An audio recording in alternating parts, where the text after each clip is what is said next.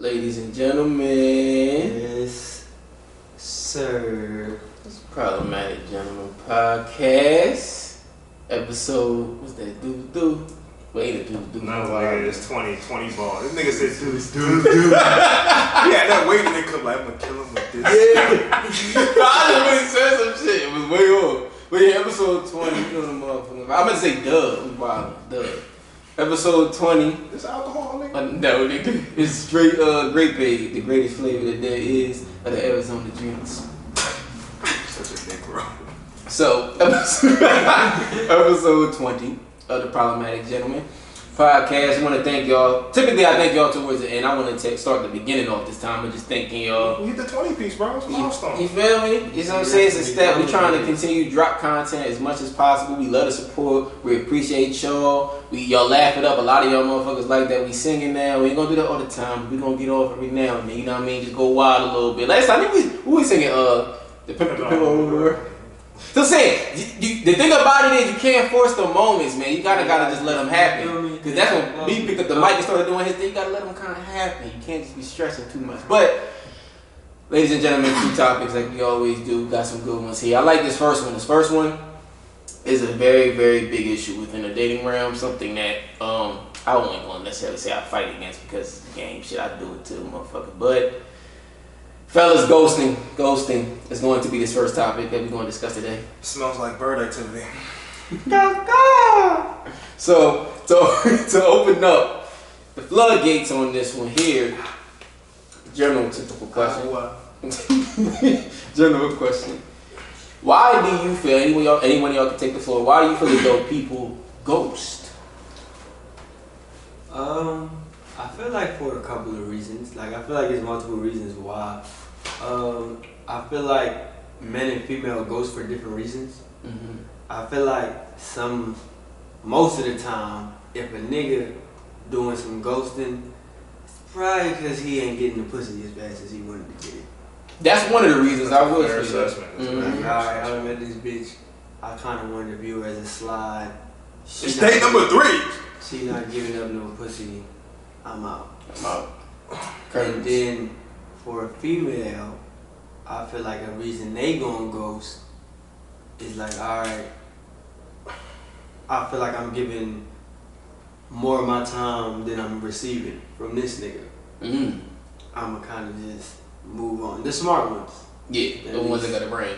Cause I know for a fact there's been a few hoes that was trying to be on cup time with me, and I was on slide time, and I woke up the next day like, hello? Never. No, He said hello, dude. That's really how I go though. you know what I mean? Well, so to answer that question, that's a reason why I feel like guys ghost and females ghost. What you thinking, B? How you feeling?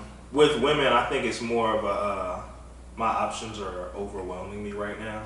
So it's just like, and me, you were talking about a little bit in the kitchen earlier. Not even like we was gonna actually deal with the subject before we really kind of knew, but I think women a lot of times, like, obviously they turn dudes down when they wake up in the morning in the real world, not even just in like dating apps or whatever. Like, fuck the club. You know, a lot of us we meet as men. We meet chicks at the club. We meet them out and about sometimes, or we meet them on dating apps.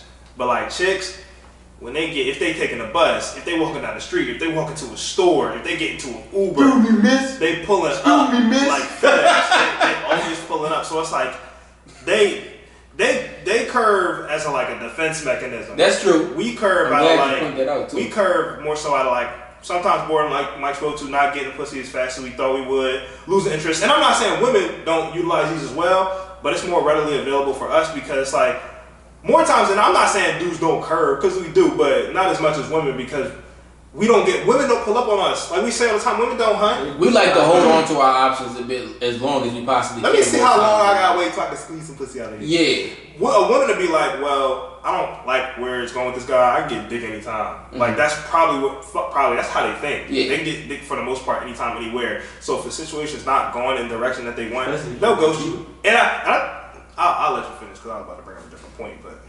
So yeah, I feel like, I mean, obviously, like you said, it is like literally a plethora of reasoning behind why a man or a female would ghost. I think the general consensus of it and the aspect of it is just, this is my personal opinion. I think a lot of people don't want to admit it, but they'll do almost anything and go to crazy extents to make sure that they rid themselves of conflict and accountability. And this is accounting men with it as well too, because with ghosting, the reason why you typically doing it is because you want to avoid a conversation that needs to be had to let the other party know, hey, the interest isn't there anymore. I think a lot of motherfuckers don't have the kahunas to step up to the female or the nigga and be like, yo, I'm just not really feeling it. This is not where I'm at. And a lot of times they'll give you some bullshit reasoning behind why they feel as though they can't do it. At the end of the day, we all adults. I'm not saying that, because I understand. I know the ladies will always say, niggas are volatile in a way where they're unpredictable. I don't know how they're going to take this information because it's negative. And I know it's niggas out there when they get told, rather than being ghosted, they get told like, hey, the interest isn't there, I'm not really fucking with you. They lose their shit. Bro, every time I meet a new woman, they got at least one story of them rejecting a nigga and a nigga following the work, nigga doing some crazy shit. The thing about it is, that's fine for it to, I mean, that's not fine that it's happening. I understand the reasoning behind why that's happening and how crazy and how much of a lunatic that nigga is. But the fact, that's what I'm saying. He's that one outlier. So why are you adjusting your entire game plan as to how you maneuver to the future for one nigga or two niggas? It might not just be one, depending on how bad it is. It might be a plethora. But I'm pretty sure that they don't outnumber the niggas that don't take the response like that. And I always say it like this, in my personal opinion, if the niggas that respond to like that conversation of being told no or rejected the wrong way is a nigga that don't got hoes. Exactly. When you go through your dry, because I ain't gonna lie, I'll be real. When I was going through my dry spells, and I might have had a few when I was single, and I'll have a few and it's like one of them fall off, I'm like, fuck. I do get kind of mad. So I might deal, if the shorty come to me with the rejection conversation, I might deal with that differently in that moment than when Jordan at the height of his height with all the hoes matching all crazy. I'm like, bitch, I got like 50 of fuck you, love. Yeah. Like, then the conversation is different. Right. So that's why I say for me, bro, I just kind of look at it like, I think the general consensus for both, I wanted to mix both of them. I just think motherfuckers want to do almost everything they possibly can to avoid conflict. And I think they also want to, they feel some sort of, they don't want the other person to feel a sense of entitlement. Like, I don't owe you a conversation, so I can kind of really do as I please, which is fine. I just wish we would all be adults about it, all men and women. I wish we would all just be better about communication, because it's like, it's easy to be like, and we've all done it here, or at least let me speak for me. I ain't gonna speak for nobody. I've done it where it's like, yeah, I'm just not gonna respond no more.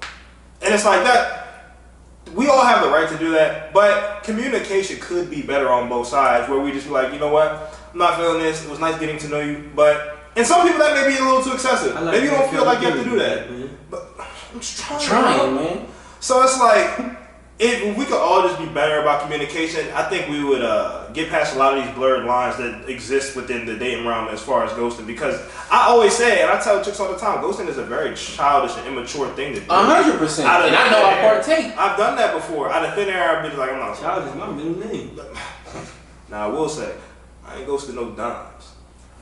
Don't, because you already know that's part of the conversation. But yeah, bro, that's why I like, and I'm glad you wrapped it up in that way. Put the bow on top of the gift, because it's like, that's really what it's about. At the end of the day, that's a motherfucker saying I partake in this, and I know the majority of the times that I'm doing this, I'm in the wrong. I'm trying to find a reason behind why I shouldn't like get directly into the conversation with the person. But like B said, just to touch on it a little bit as well, it's like, the way you look kind of do play a part as to how I'm going to approach ghosting. Because if it's a bad bitch, I'm not going to ghost it. Even if I'm not in the right mindset to deal with you, I'm going to figure out, and you've done this before, we've had conversation where it's like, man, things ain't aligning for me right now. Like, I'm kind of chilling, work getting concrete. Like, you serve it up where it's like, I'm not right now, but I might be doing along. Well, that's somebody I have respect for, because I feel like you're not going to ghost somebody you respect. Like the people that I did that with, the work kind of crazy. Now that is still kind of bullshit because it wasn't true, but I did respect them enough to give them this communication gotta stop. But I don't know about that because I have ghosted women that I respected. I haven't. If I respect you, I'm gonna just lie to you. Look, and I'm not saying that's respectable. I feel like it's slightly better. Yeah, but at least it gives us an end game. It's like, I am lying to you, but the lie is leading to we can't talk. They don't know it's a lie though. They don't know it's a lie unless I told you that. I mean, but the funny thing about it is, chicks been around the block enough to where you would think that they caught up on game. That's what that's where I don't know. I've been surprised. I'm 28 years old. I still get that off her. They need to acknowledge. Bro, we should. But that's the problem. Like, I feel as though as men, we shouldn't be able to easily spin the block with a lot of the things that we've been spinning the block with for years, bro. That's what's like, all right, how far behind in the game is you? Like, bro, I don't have to have. Sometimes it be the nigga though. Bro, you get what they used to say about Andrew Bynum. He ain't had that many post moves. I don't have to have that many post moves if the shit work. Like, if I'm 7'2", nigga. Yo, if I'm 7'2" and all I gotta do is hit that one time, and I can get past most centers and forwards. I'm gonna just keep doing it. You gonna get your $100 bill like he did. That boy cashed out. But I'm saying to say, I don't have to have a lot of fucking exit moves on a broad to make it alright. Now I'm gonna just do some bullshit. The same bullshit been working for the past 12 years for me. Yeah. What was you ready to say, Mike? You ready to say something? You said why can niggas sometimes get? I said sometimes it be the nigga. So what you mean when you say that specific? Like, I know I can't speak for all niggas, and I'm pretty sure y'all two would probably agree with me on this. It's been a few females where just because of how she feel about me, it don't really matter how, if I ghost her or how I do it, I can still kind of slide back in. Oh, okay. We gonna have women that we've tugged on their heartstrings enough to where it's like, I can just leave her on the back burner, and then when she want to hit me, well, when I want to hit her, I hit her. And it's women that can kind of have it like that with us. Not like all the time, but it's like, I don't know about y'all, but there have been women where it's like, they hit me, oh, it's up right now. Right now, it's up. When they hit you? Yeah. It's like the communication can fall off, but if I get a text maybe 6 months later, if I'm down for what she trying to do, yeah, we can slide, we can get up. Okay. Yeah, it's some females like that. Like, and she may have ghosted you, but if it's a situation you like enough, not saying you about to wife her, but if y'all want to get up, hang out, chill, fuck, do whatever, go get something to eat, and then it's like, as long as you know in your mind, it's like, I just got to keep her at arm's length. I can't take her too serious. But if we deal with each other sporadically every 6, 8, 12 months, all right, fuck it. That's what it is. Now that might be as to where my part of experience is different, because I don't really say, when it comes to that, like if I just, a situation where I go to her, that's not often, I'm just saying. Right. If she goes to me, if I goes to her, it typically doesn't really have a rebound point where we might be able to mesh up again. It kind of just falls off most situations. Because I mean, if I'm doing that, to be real with you, now I'm pretty sure I've had situations like that. I gotta really sit and think about it. But I can almost assure you, they was of lower tier women where it was like, I'm gonna ghost you, but I know you are such a lower tier where it's like you're gonna be available when I come back. I was talking about the chick ghosts you, like communication fall on her end, and she just stopped fucking with you. Yeah, honestly, bro, I don't think in none of my experiences. I'm trying to think, because it's a really good point. I know that hasn't happened a lot, but I know I've done that with chicks where it's like she stopped talking to me, we ain't talked for some time, then she hit me back up months later, and then we kind of got back up for a little bit, but I wasn't expecting nothing. But see, that's also, and once again, it's funny, bro, because like a lot of our experiences, just how we dealt with dating as a history point for all three of us. Y'all know I'm the relationship guy, and not saying that I haven't had my times where I was holding around and like being single and available, but I think because I've spent so much of my experience within that, I would have less opportunities than y'all would have. That's true, because I see what you're saying, because if you stop dealing with a shorty for like, I don't know, whatever time, and then she hit you 8 months, you're probably gonna be in a relationship. Yeah, you were probably going to be in a relationship. Right, and it's as like, opposed to me and Mike is like, I'm still about to go ahead. No, and do rap. So that's why it's a different approach on some shit. But like, I do see what you're saying. George looking out the window like Squidward looking at SpongeBob and Patrick having fun. Basically, that's what I'm doing. I'm in the crib singing "Case Someone Loves You." But I feel as though my shit, like, I just think like if I'm getting into that kind of bag, bro, it's lower tier women. Because like I said, at the end of the day, that's why I was kind of just picking back over what you were saying. In my moments where that type of shit has occurred, even I'm saying if I ghost a bitch. Right. And even if she goes to me, it's cool. I'm not really tripping because one, you low tier. I don't really care. You're not even something that would really make me be concerned if you around or not. But then 4, 5, 6 months later, I might have a random horny Tuesday, Wednesday night where I want to fuck on something, and I know you available. Yeah. And no nigga took you out of the game, bitch. So it's like, yo, what's up? And it's back on. So so it's like I can get off with that type of chick because she's just always gonna be readily available. You know how he get there. But wow, you got it. The second question here is, and then y'all can kind of, once again, general consensus, you can speak to certain moments where you might have thought it was okay, but is there at any point in time, whether you want to speak to the male or the female aspect of it, that you think ghosting is okay or at least reasonable to do? Because we've done it. Of course. We've admitted that it may not be okay, reasonable. So what, if you're saying that, like, what would you say? Give an example as to when you would think, for you as a male, I guess, where it's reasonable or okay to get into that bad. If shorty maybe like did something, all I can say is like, but that's like if I'm in a relationship with you cheat, it's like we gonna have a conversation about it either way. So I can't say that. I don't think it's okay. So I'm struggling to find a reason where it would be okay. If you annoying, bitch. Yeah, that don't make my ghosting you okay. I get it. See? I may feel my action is justified, but I still don't. The act of ghosting is not okay. I don't think the acting of ghosting in general is okay. And that's what he's sticking to what he's saying, because he said he's not necessarily disagreeing with you. Like, I understand this happening, I can understand why you would do it, but my general consensus of it is wrong. So I'm going to have to admit my wrongdoings even while I'm doing it. Like, shit, like, I'm kind of fucked up for doing this. Yeah, me. See, I don't stand on ghosting being as bad, because I do it. When we have our conversations, I'm probably, out of us three, I'll probably ghost the most, for sure. I'm for sure. Yeah, I could agree with that. And I would like, definitely when we having our conversations, I'll be like, yeah, that bitch is dumb. Yeah, when we was sitting down, you was like, I don't like what she said, I'ma unmatch her. You see? She was like, what's the reason? I'm not interested in this person no more. Real talk. But that's the reason for me. Like, the biggest reason where I'm like, yeah, this is why I'm gonna ghost you. If you just annoy me. Like, if you do something that irritates me, it could be we having a conversation and you just answer a way I don't really like. Wow, bro. Well, it's not even now. That's to the extreme. It's not like I'm like, what's your favorite color? And she like green. Man, I don't fucking green. Fuck this bitch. Yeah, but it's a situation like the situation I explained to you, with an old girl, where she like, yeah, I don't smoke with strangers. Right. Well, we about to go out to eat. We were just planning to go out to eat, but you don't smoke with strangers. Like, I'm blown. My reason for talking to you now are gone. Diminished.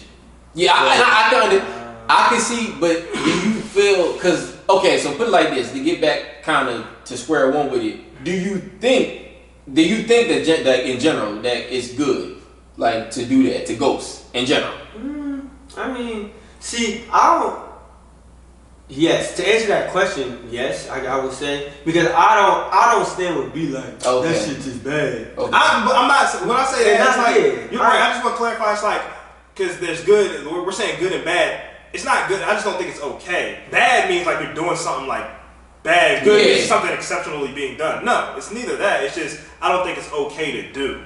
You're not a bad person if you do it. I just don't think it's an okay act. And that's, I think, what Mike is saying, which makes sense now with your answer that you just gave. So I wanted to get back to that, because I was saying more so would be on that where it's like he said, we about to not take you to the guillotine and knock your head off because you're doing it. But it's like, I don't, in my hearts to hearts, believe it's okay to do that. But you looking at it like you were just explaining, like, it's the game. It's the game. It's the game, baby. You know what I'm saying? Like, I feel like that's just part of the game. So, and I'm kind of like, because I do it, and I do it so much, to really just go against me doing it, like, I know it's not okay, but I just be doing it. I'm a contradicting ass nigga. Yeah, so to avoid that, I just say, like, that shit part of the game. I get ghosted, I ghost. So it's like, that's part of the game. I mean, again, there are aspects of the game that aren't okay, but again, that's part of being in the game. You know and accept it. You know, accept all the bullshit that can come your way.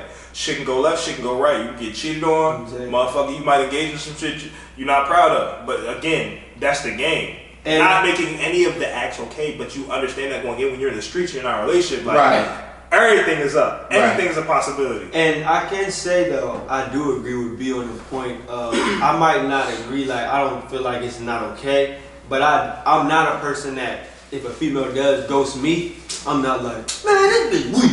Right, you don't because I'm like, it's like shit. I'm just always perplexed. You feel me? Yeah, I'll do it. When that happens to me, I usually know why, but like when I don't know why, I'm just perplexed. I'm not mad. Like, damn, she's not talking to me. No, I'm just like, damn, why she do that? What I did? And I'm not gonna go on my way to ask you what. So why? I've never done. So why you ghost me though? Like I know niggas. You ain't try to get shorty on MTV ghosted. No, bro. I know niggas that ask that. So what happened between us? Because you about to get some bullshit answer anyway. I will say, if she come back into my life, I do ask her, what happened? Y'all niggas is answering all the questions that I got lined up. I mean, that's like, I structure her away, but right. it's like, if Shorty comes back into my life, or we start talking again, I'd be like, man, what happened? Okay. I thought she was cool, but I'm not gonna be like, me and Ghost like, what happened with us? The random message at 2 a.m. Like drinking in the background. Word. I mean, for me, like I said, because I have such a like strict stance on it not being okay, and I know that I'm partaking, and that's what's weird about this shit, because it's like, this shit crazy. I know it's wrong. It's like a nigga shooting up. Like, bro, y'all niggas really shouldn't be doing this shit. I'm just saying, because like, you know, like you look kind of wild. You know what I'm saying? Right. But it's like, I think that there are reasonable moments to do that shit. It just depends on a certain scenario. Like, for instance, I'm trying to think of an example for both male and female. Like, for females, and I'm once again, I like to say this to preface it before I even get into it. I am not saying this to excuse y'all behavior, but I can understand it. When you do certain things and you dealing with a nigga that is showing extreme red flags of being a crazy motherfucker and like just not having his head on the swivel and not thinking straight, I can completely understand and respect why you would want to disappear. Because if you try to sit down and have an adult-like conversation with this nigga, he's not to dub him, to reject him, he's not going to be willing to listen to it. He's probably trying to figure out what the fuck. Well, he's gonna take both of those as a problem anyway. Whether she tries to be, what's that word? Use diplomacy, or whether you just hit the ghost. He gonna take them the shits the same way. That's true, but it's like if I'm a female in that scenario, I'd much rather take my chances on just disappearing on that nigga and just hoping for the best. Next thing you know, you start your car for work. He in the back like, what's happening? Because there's some creepo niggas out here that run around like that. So in those kind of moments, I do personally feel as though with certain females, when you start looking at like, I don't really know if I really fuck with this nigga, and he might be kind of crazy, I don't want to deal with him and connect him to myself in that way, then yeah, like B said, you might be taking a chance. I can't really call it for you, but I'd much rather you take that route than try to talk him through it, because now he is aware. Like, at least when you ghost a motherfucker, it's a complete drop off. You go from being somewhere to not being there. Right. But if I'm trying to talk you down the hill, it's or you want us down the hill, bitch. Oh, what's going on? See, but the thing about that is, like, and I like that we're talking through this, like, if you dealing with somebody crazy, and we're saying crazy, but it can be whatever part of the spectrum, but it's like, if you're dealing with somebody who's a regular, and you're dealing with a guy who's like that, if you just cut off communication without saying anything, he might still think you're on a dynamic. Then it's like, he's showing up at your house as normal. And I'm not saying he's right, but is he wrong because you didn't communicate with him that the situation is over? You saying that he's wrong? But I'm saying though, if you decide, let's say you decide to ghost him Monday, you don't say nothing to him Monday, but he's pulling up at your house on Wednesday like he normally would. Is he wrong for pulling up Wednesday? Yeah. See, that's the thing. If he don't know y'all, I never pull up on a bitch without having confirmation of pulling up on a bitch. That's just me though. That's true. I've never done that. I've never put up on a shorty house either. Like, well, when I'm in a relationship, but you do. Yeah, that's different. Like when y'all going through shit. Be pulling up playing Omarion and shit. Say no. That's the thing. If I feel like a guy that does anything like a random pull up, or if a female, if y'all not solidified, preference it like that. If y'all not in a dynamic where it's like a relationship or something like that. I mean, if you can't pull up randomly at your girl crib, boy. If you got a girl and she ghosts you. She does you. How do you know that? That could just be a miss. The text ain't good. How do I know that's me getting dubbed? So if I text a girl and she got an iPhone and it's green now, I'm dubbed. What the fuck? Bro, like bitch, I got one. See, because I she feel can like have her red receipts off, bro. So again, I'm keeping it. Like, oh, she might have got that ATC. You know what I'm saying? You know the game too well. I'm trying to keep it in context, though. To be like, well, maybe she kind of did. No, but again, we have to cover all bases if we're gonna talk about it full. Yeah. If I'm dealing with a chick, right, and again, I'm gonna only do that with somebody I'm solidified with. But if somebody who's a little off their rocker, may perceive it differently. But if that person, if dude A is still with his shorty, right, and they text him Monday, and Monday night she just don't talk to him no more, but that just happens to be the night that she ghosts him, is he wrong for pulling up Tuesday evening? He doesn't know it ended. So in this scenario though, are they together or are they not together? I'm thinking that they're together. Well, that's why I was to swing it back over to you, Mike, because you said even in that scenario, he's still wrong. He's still wrong to pull up on his bitch, but if it's his girlfriend, bro. I pulled up on my ex while we was in a relationship. When I was in a relationship, I didn't always call my John at the time to be like, yeah, I'm coming over. And because we in a dynamic where we exclusive, when we together, you should not like you. They were always accepting of it. But Yeah, if we together.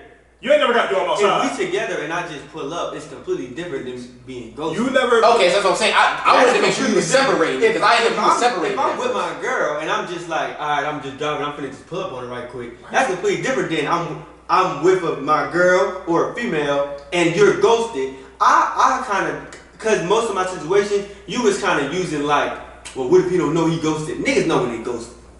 Yeah, I mean that is true. You know, because like what you were saying that on a Monday night, if she shoot up, like she ain't saying nothing, she dropped conversation and nothing's being said. If I'm not getting a response, I'm not doing anything. I'm not either. I'm just speaking to the dynamic. Yeah, I know you don't know. And they wrong. And you was that was your question because you was like, and that's consensus. All three of us would never do something of that nature, but you said, I'm happy you did that because that is a scenario that women deal with. Are they wrong? I would think that man is dead wrong. That's fine. I'm just like women. I think in those situations, clarify that you're not dealing with. You don't have to give an explanation of why. I would just say, tell that man that you're not dealing with no more. But for your safety, we still take it into context that this is a crazy ass nigga, right? And I gotta. Most of the time, if the nigga that's crazy, he not really finna just know where shawty live. So if you get ghosted, if he wasn't dealing with her, why you think you don't know where she live? I'm talking about dudes that got ghosted. Now dealing with a female and getting ghosted, and then getting ghosted by a female that you trying to get interested with is two completely different dynamics. Because the reasoning behind those ghosts are going to be completely different. Well, in that scenario, the nigga, but that's what I'm saying. Even I think the bull is nuts. Even if he does have a dynamic, say he's been over her crib a couple times and he fucked. They already have that kind of connection, but she don't want nothing from him. Yeah, I think him pulling up on a Wednesday night because I've known, bro, and like Mike said, that is 100% true. Like I know if a whole day go by and this ain't my bitch, it ain't really been nothing. Like, and she don't say that's nothing. That's not even your job. Why you feeling personal with her like that? So it's like I'm looking at it like, damn, Monday night she ain't texting back all day. Once Wednesday comes, she out of my mind. Cause it's like I'm out. I chalk most it to the game. Most gonna be like, well, what's bitch number 2, 3 through 7 doing? Yeah. So. But then you got the weirdo niggas like, but why bitch number 1 ain't doing what I was willing to do? Why she not acquiescing? So it's like at that point you playing a dangerous game, and that's why I said, because I was still speaking to the female aspect of it. Is it right? No, sorry. Speaking of the female aspect of it, like that, in those kind of moments, I can completely understand why they would do. And then for males, when it's okay / reasonable for them to partake in the ghosting, I think a lot of that does have to align when you've been dealing with somebody, y'all have built a rapport, but sex has not played into the picture. Y'all connected, y'all had a few dates. I think it's reasonable, and ladies, before you start trying to chew the fuck out on this, understand. If I approach you as a gentleman and try to be an adult about how I feel about the intimacy not occurring, but we've been on 3, 4, 5, however many dates, and I'm still giving up normal conversation, we still connecting, what y'all like to do, we've said it time and time again, but for this specifically, you like to do it so much, you're going to just spin it on me to make it seem like I'm hurt or I'm pressing for sex. Now I'm in the danger zone in the aspect of coming off creepy. Now I have to completely leave the situation because I'm not even going to try to pursue you anymore in that aspect because now it just looks like coercion and we're not having that. So it's like with men, when you play the game smart, you understand, okay, I don't know exactly what it is because the connection is good enough and we seem to be strong enough to where intimacy could be playing a part, but why exactly is it not? Certain women, when they don't want to be put in a position to have to, because I get it, y'all don't ever want to admit it, but we understand that your vagina is your golden ticket. We know that y'all know in your hearts to hearts, like this is the one thing I got over him. The moment I give him it, I am completely out of chips to play the game. I don't sit at the poker table every other anymore. woman on this planet has that exact same thing. You're not special. They know that they can't sit at the poker table with you no more because it's like, all right, now he's dealing by himself. That nigga playing blackjack by himself, and I'm just sitting and hoping that he give me the winning hand. So it's like I gotta kind of play this as leverage and kind of hang it over your head. Men know that, but it gets to a certain point where it's like, all right, it's either left or right. Where are we going? I can't have that conversation with you because I know it's going to turn into something that it don't need to turn into. So what do? I ghost. I fall back. But then women like to spin anything that you heard about some shit. That's what I get bothered by so much. And that's why a lot of conversations that are necessary. Conversations that are necessary and should be had, they aren't because of little dumb shit like that of us getting in the way of us being adults. Right. I don't like that. To me, how I deal with that is like I think I may have spoke to that when I was younger, but like as now, I don't be like, I'm not saying you saying this, but when we ain't done nothing yet, I'm just like, oh, however long I expect these dates to take before I fuck, I'm just like, this is day number 2 or 3, and we ain't fucked yet. I'm gonna disrespectfully chalk myself out of this dynamic. Yeah, you chalk out. Yeah, I'm cool. I'm not gonna pressure you. I'm not gonna ask you. I remember I did one time because I was dealing with a chick who I was dating for probably like 2 months, and this is when I was younger. I was probably like 23. And then like I was like, yo, we've been fucking. We haven't been fucking. We've been dealing with each other for like 2 months. Why we ain't this yet? She was like, oh, I don't know. I was like, thank you for letting me know I don't need to be here no more. I'm already too down. Cause now I approach you to have an adult-like conversation, cause we 2 adults, and you can't even do that. And the funny she started pulling out of the nose out of the bag. funny thing is, when we first started fucking with each other, I was like, let's not waste each other's time. I said that. I was like, let's not waste each other's time. And that's exactly what we did. Cause we was having fun. She was a cool person. We was going out on dates. Like, she was cool. But it got to a point where I was just like, yeah, but I ain't fucked though. It's like 2 months and I ain't fucked. After a while, it's like there's no avoiding this. And I wasn't pressing for sex, but it just hit me one day. I'm at her house watching TV with her. I'm like, I ain't been in this pussy yet. Yeah, what's up? And then it's the thing, like, y'all both have kind of said it a few times, like, it's just something that as guys, we just gotta get off. Like, I'm not pressed, but it's like, come on, let's be adults. Like, we ain't fucking. Like, what the fuck? Yeah, I'm just we dealing with each other for mad long. We ain't had sex. Like, it's sex. Like, but my problem, I'm an intimate nigga, and all 3 of us up here at this table are for the right people. So it's like, yeah, I'm going to prioritize sex. But my thing is, why do women act like, yo, I don't. To me, an adult woman understands that. A woman who's rational, logical. I know that's a unicorn that I'm speaking about, but like a woman who's rational, logical is like, and you want to have sex just as much as us. I don't think men just want to have sex more than women. I think people want to have sex as much as the person. Yeah, like you said, I don't think it's no more thing. I don't think it's no more. So it's just like, especially if you like this person, why would you? You know what I'm saying? Obviously, you have to be comfortable with all that, obviously. But it's like, if you comfortable in that, why are you just like withholding sex? Because all he's going to do, if he a real nigga about himself, is get up out that situation. Now you sitting there with the fucking stuck face like, damn, why he gone? Well, bitch, you wasn't busting it open. Yeah. And that's okay. And it's okay. That's okay if you not want to bust open. Your pussy, you keep it to yourself. Yeah. But understand, it's also okay for me to leave. Very much so. That's why I say I don't even want to utilize the word consequences, because that gives off a negative connotation as if you did something wrong. You didn't. Like he said, you called a shot. It's yo for JJ. I don't give a fuck what you do with the motherfucker. But don't get upset with me when I act a certain way. For instance, to even piggyback on that more example. I hate it, because it makes me feel uncomfortable, and I'm already feeling uncomfortable. But now I gotta take on the individualized uncomfort because you said some stupid shit. You ever been with a bitch, and you in bed? I don't know if we talked about this on the pod. Y'all in bed. Y'all been on a few dates. So the connection is there. The vibe is there. Y'all already did the whole kissing shit, the make out session, second base, whatever the fuck. You done did all of that shit. My finger's been inside her. Not with this. You haven't gotten that far, but you touched around as, you know what I mean? This nigga said, oh, you do the ass rub, all that shit, booty rubs. You done gave us some shit, but y'all connected in that kind of intimate way. But when you try to slide the panties down and you do something different, you know what I mean? You try like, I'm trying to open this door. And then they kind of fall back and they kind of get this stout, like, what are you doing? Like, no, we're not getting into that. But you've been dealing with this woman for a while. So then, not that you grow a point of frustration, but as a man, it's like, God damn, like, what's the problem? So do you ever be in bed, like, all right. So then you kind of, y'all just in bed, you relaxing, you watching the show, like, all right, whatever, motherfucker. And then she be like, oh my God, why your energy shit? Like, why you because I was about to go into let's have sex mode, we're not having sex mode, I'm not in sex mode anymore. But that's why I know women know what they doing, because when you say that, anything that comes out of my mouth is going to sound like I'm hurt. Like, it's nothing that I can say. I'm respecting your boundaries, Sean. Yeah, like, what the fuck you mean? But then she know, like, all right, I'm about to pigeonhole him into this corner. Like, why you so upset? Why you I'm over on the other side of the bed like this. Because they want you to I'm cool. Because the answer is because you ain't give me no pussy. But if you say that, she like, you just want to fuck. I would like to have sex, yes. Bro, but that's why I said I've been around the block so much to where it's just like, yo, I'm not, when the vibe is off, like I said, I don't know if I said it on the show, but B, you remember the situation when I had Shorty come over? I made the lasagna. We was watching that movie.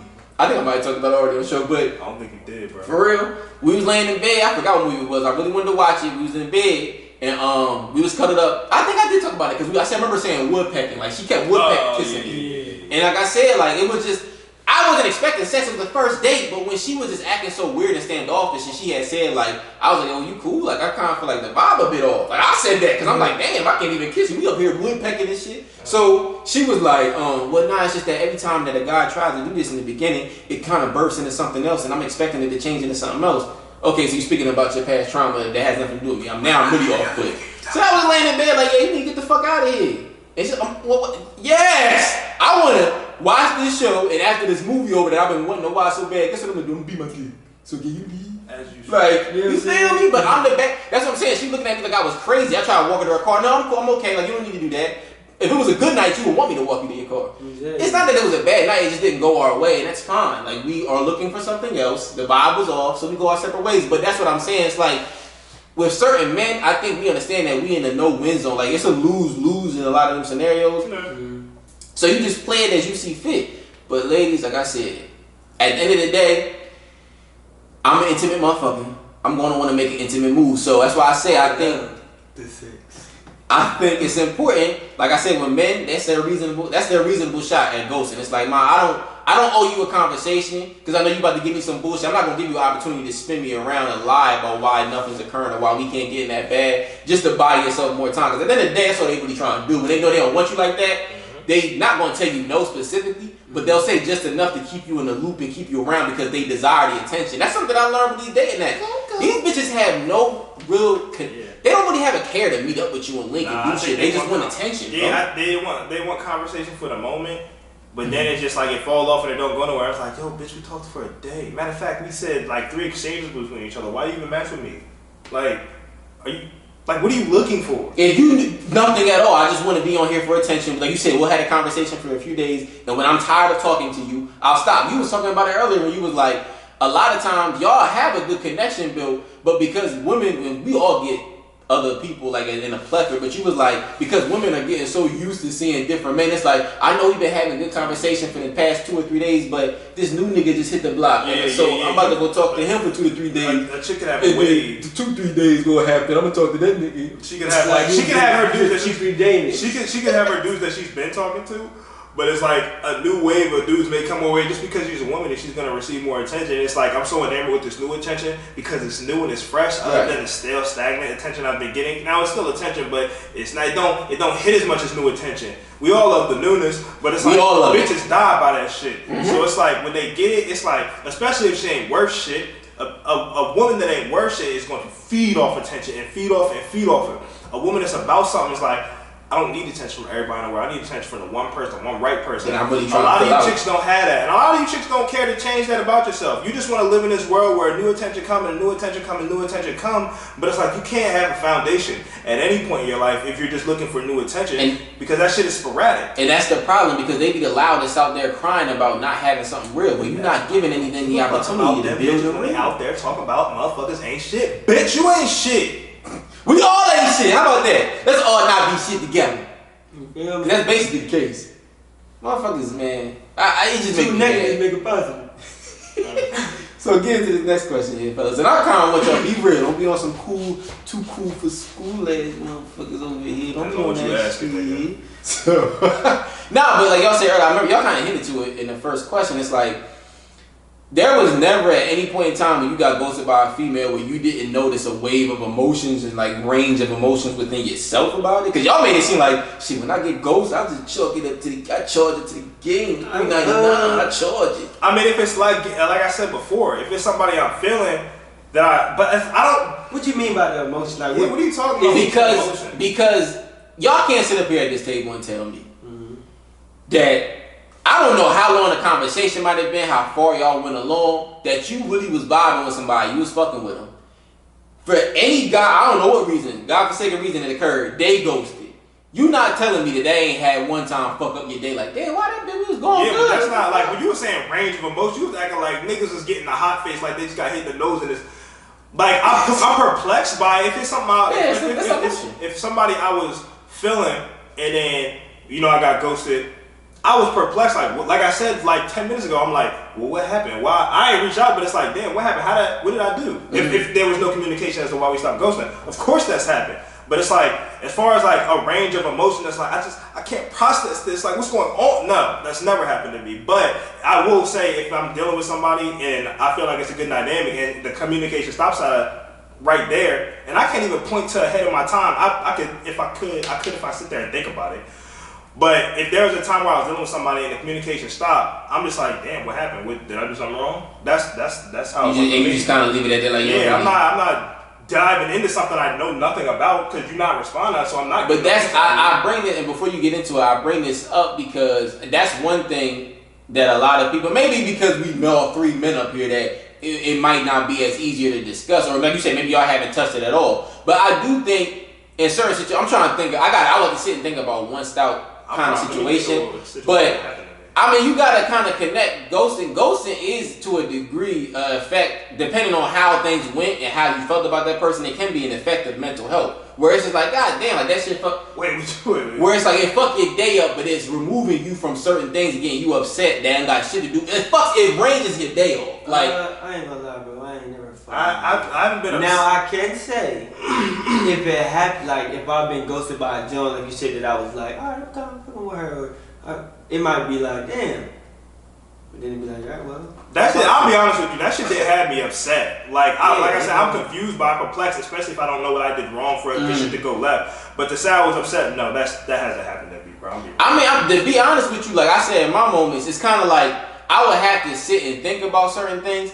But I will say, put it like this. This is how I say. Speak the truth. It's not even that it's an aspect of that, but it's more like I treat my other bitches different because the one bitch that I really was chasing after that I wanted ghosted me. So now it's fuck all these hoes too. You gorilla pimp a little harder? Yeah. I get, but once again, I'm being realistic in the sense of that's the aspect of mental health because them motherfuckers ain't do absolutely nothing to me at all. Now I might last for a day or two and then I get back on what I was before. So when you say how like when you deal with the other chicks is like, hey, what's up? How you doing? Like, how does it can come off. I come off standoffish. I might not engage the way that they used to me engage in conversation. Another bitch stopped talking. Because them bitches is just here for me to waste my time with. Bro, I was really trying to figure out what I had with Shorty. But I understood within me that's not necessarily them doing anything wrong. That's the wave of emotions within me. See, I'm the opposite because of, like I'm surprised another bitch ain't be like. Did a bitch just leave this nigga? Because he's showing me more attention than he has before. Like in that situation, when I've gotten ghosted, and again, I can't think to a specific time, but give me enough time, I probably will. If I got ghosted, I'm showing other bitches more attention because, you know, the pool has opened up for you to fuck with me a little bit more, other bitches. So it's like, all right, if chick A stopped fucking with me, chick B, C, D, E, and F are getting more time now. That's all. That's how I look at it. But see that. But my whole thing is, I think y'all not really looking at the full. Okay, put it like this. I see what you're saying, bro. It's just I haven't been like deterred in an emotional way. I just honestly don't give a fuck. Have you ever been? I've never been ghosted by people I really gave a fuck about. Put it like this. Put it like this. That's very true. Has you been ghosted and not having any kind of responses at all put you in a position of anger? No. Ghosted. Like while we was talking, yeah, I've been annoyed. Yeah, I can think the one I spoke to it on the show before though. Like it was a chick I was dealing with, but this is like we had plans. But that she still ghosted the scenario. And of course I was like, the fuck? Yeah, but because like you said, pussy is imminent. That's what I'm saying. When I think y'all was looking at it like, damn, I'm about to crawl in this hole. But when you say the wave of emotion, like that's I detach myself from that. Me honestly, emotion. Like I said, what you mean say you detach yourself? I detach it because you're like a wave of emotion. I just think of when you say wave of emotion, I just think of a nigga welling up. Like oh nah, I'm saying like in that day, you could have had a perfectly fine day and things went as planned with Shorty, right? Mm-hmm. And this happened to me too. So I'm saying it's all normal in that sense. But it's like when she fell through on the plans, and it's happened to me too, where it's like, all right, we had a plan, you do some bullshit, and you just kind of lead the conversation, exit the conversation. Yeah, of course, I'm like, yo, what the fuck? But I will say, I ain't treat my other bitches different. But you was angry. Of course, I was tight. Like I was tight at the time, but it's like what you're saying is like when you would treat your other chicks different. I didn't do that. But I'm not necessarily okay. Take that out of the equation. You was angry though. When she of course. That's because I had plans. We had plans to link, and I'm not. The excuse me is nothing. What it is what it is. Yeah. When we had plans and they got canceled, I'm like, what the fuck? Like I'm tight now. And that's what I'm saying. Shit that happened to me. That happened to me. Not like what 2 months ago? A month ago? Yeah, bro. That happened. Well, I haven't really, luckily enough, I haven't dealt with it recently to where like I can really recall it. But I can if I sit down, I know for sure I can look back at my catalog, and it was times where I had some plans with a shorty. And it's like I'm looking forward to the date the conversation going. Say we been talking starting on Tuesday. We got plans to go out for dinner. She gonna come slide through here. I'm gonna cook dinner for us on Saturday. Mm-hmm. Conversations kind of wavering as time progresses. Wednesday, Thursday, Friday, kind of bullshit. You still here, but barely here. And then Saturday you completely fall off a cliff, and I don't never hear from you again. In the beginning, that made me angry. It occurred enough to where when I would do it like when it would happen. I would be like, shit, I'm just cook for myself. I don't give a fuck. It's been times where I was like, yo, I got shorty coming over on Saturday, and then I'd be like, I'm not really banking on it. I wouldn't bet no bread on it. You know how these hoes be. And even you, I think you'll jokingly say it, but you'll be like, damn, nigga, it's like that. Yeah, it's like that, because these bitches is dumb. Like, it's happened. They do shit, and they don't want to be honest about things. If you don't want to come here, it's fine. But that's what I'm saying. The wave of emotion is at the beginning stages when it first happened. I didn't understand why somebody would do that. It would get me angry. But I grew so accustomed to it occurring, if it ever had to occur, it's like I'm not even going to allow it to get me there. So that's when I say the wave of emotions, things like that, that's the type of shit I'm talking about. Because at one point in time I was over here, the other time I'm over there, and I kind of switched over. So that's how I'm saying. What was you about to say, Mike? Like I said, I think for me, I've never had a female that like I gave a fuck about a little bit, ghost like in a situation like that. Mm-hmm. If Jones had ghosted me, it probably was because I was on bullshit. So when it happened, it's like, she caught me. Right. But you know, let me correct myself, because when that happened 2 months ago, I didn't get ghosted. The plans just fell through and we didn't reschedule. When I'm talking about, you know who I'm talking about. What you mean? Remember when I told you like the next day, Shorty was supposed to come over here? Yeah. And then she couldn't make it down here. I didn't get ghosted. Like, I don't want to put that out like Shorty ghosted me. She didn't ghost me, but the plans got canceled. What about the one bitch though? Remember the when I thought about that, because I'm confused about the whole scenario. Remember the one time the bitch she was like, I gotta go pick up my cousins from the airport, and then she never. Oh, no, that's what I was speaking to earlier. That was ghosting. Oh, okay, yeah, that was ghosting. But I just spoke about what I spoke about a month ago. That wasn't ghosting. I said ghosting wasn't ghosting. Mm-hmm. Plans fell through, and she let me know. But I was like, damn, bitch, I spent my whole day cleaning. I want my dog. Oh, yeah, I fucking like made sure these niggas was tired the fuck out, cleaned the crib, and now you not coming? The fuck? But that's what I'm saying. It's like, that's the wave of emotion though, because it's like when you cleaning the crib, I bet you people was like, I'm about to get some motherfucking pussy in this motherfucker. Had the music in the back. Like you good to go, and then like 8 o'clock comes, like this bitch ain't. And you start being like, yo, come on, bro. Like you could have just said something. And I got off the phone like, what the fuck? Like what? And that's why I say it's like I get because it said, I know, like you said, in the way that it sounded like you in the corner, like depressed.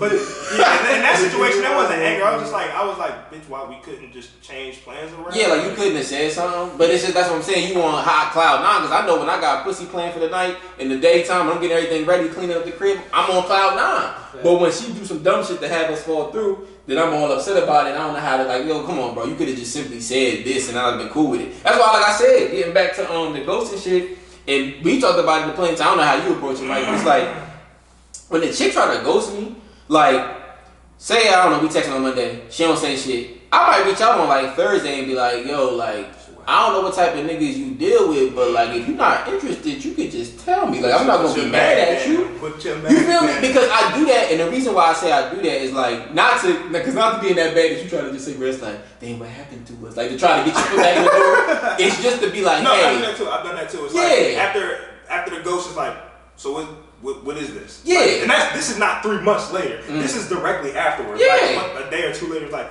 yo, what happened? If you're not if you're not interested, that's perfectly fine. Like you can just tell me that. But I do that. That's not what you did at the time. I love saying that. That's not what you did at the time. Yeah, I do that to be like, look, even if it ain't me, try not to do this shit because I'm also trying not to do it. So I'll be working against my own word by not trying to coach you. Like, yo, you get this. It's cool for us to say that, but they don't give a fuck about that. And see, I feel like that's the problem. But then they give a fuck about it when it happened to them. That's the problem. Because I give a fuck about it when it happened to me.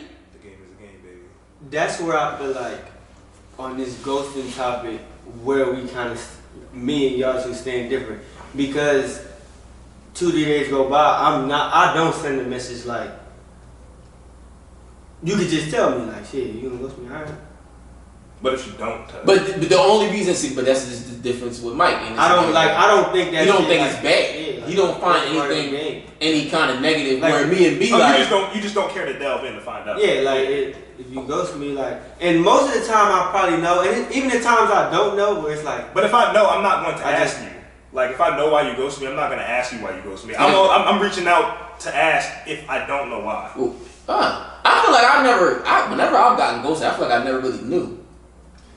If I'm being trash in conversation, or if I ain't fucking with you, like bro, I'm probably going to know. Like if I'm giving you trash conversation, or I'm not fucking with you like that, you'll know. But that's almost like you trying to set the ghost up. I mean, it's still a ghost to her though.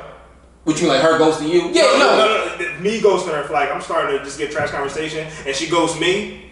She still ghosting me. I'm not about to be like, damn, why she ghost me even though I was not being the best with communication. I'm not about to hit her up for that. No, yeah, but what I'm saying is because you giving out trash conversation, you should respect it. Like, yeah, so it's like I'm not saying that it is still ghosting because somebody stops conversation completely at some point in time. But it's like you are setting the table up to know, hey, this might occur, but I really don't give a fuck because I don't give a fuck about you. Is what I'm saying. Whereas there are situations where you actually do give a fuck trying to get to know the bitch. You really want to fuck the bitch like really bad, and then she ghosts you. Right. So that's why I say for me it's just like I speak to it because like I said I understand, bro. It's unnecessary to do. Like I think a lot of times it's a power trip as well. It's kind of like yo, I would easily tell this motherfucker like, hey, I'm just not interested. I could be dealing with a female that I know is perfectly capable of taking that information and moving on from. Right. But if I'm not doing it purposely, I'm almost putting myself in the position of power and trying to be like, she'll hang around and kind of make her think about it, you ain't never heard of girls getting advice from her other girls and be like, girl, don't say nothing to him, just make him sit with it, like let it stew on him, like, That's her friend is also not in a relationship. Facts. She's constantly alone. Facts. I remember one bitch I fucked, but that's what I'm saying, it's a power trick. I remember one time, it was this one bitch I was fucking. She was terrible conversation, but I fucked her a couple times. So we had the dynamic like, yo, you trying to slide through? So it was that kind of setup. And I was getting to a point of it always being like kind of inconsistent to where I was like, you know what, fuck it, I'm gonna just ghost the bitch. Like I'm not gonna say nothing to her. But I didn't really have it in me to tell her like, yo, I don't really want to fuck with you because I knew that when the pussy is there, the pussy's there. Right. So I'm gonna just stop conversation. So like a week go by, which isn't abnormal for us because we sometimes would go that long without saying anything to anybody. But she's so used to me starting to start and strike conversation, and she was like, damn, like what happened? I was like, oh nothing, I've just been busy. And she's like, oh, I thought you was trying to ghost me. Now mind you, she's told me that she was at a stage in her life where she was ghosting a lot of niggas, but she had stopped now, quote unquote. I'm like, oh nah, I wasn't trying to ghost you, I just been caught up with some shit, I've been busy. So we start having a conversation. With the book and busy. Basically. We start having a conversation again, I fuck one more time, bro, and then she ghosts me. So you reached out to me and said, hey, what are you doing? Like, I thought you were trying to ghost me. Nah, it's all good, it's all love. Then within that week, I'm gonna ghost you. But it's a mindset, it's like a weird... Like you said, it's like, she probably, when she said that, was like, he really was trying to ghost me, so I'm gonna get one up.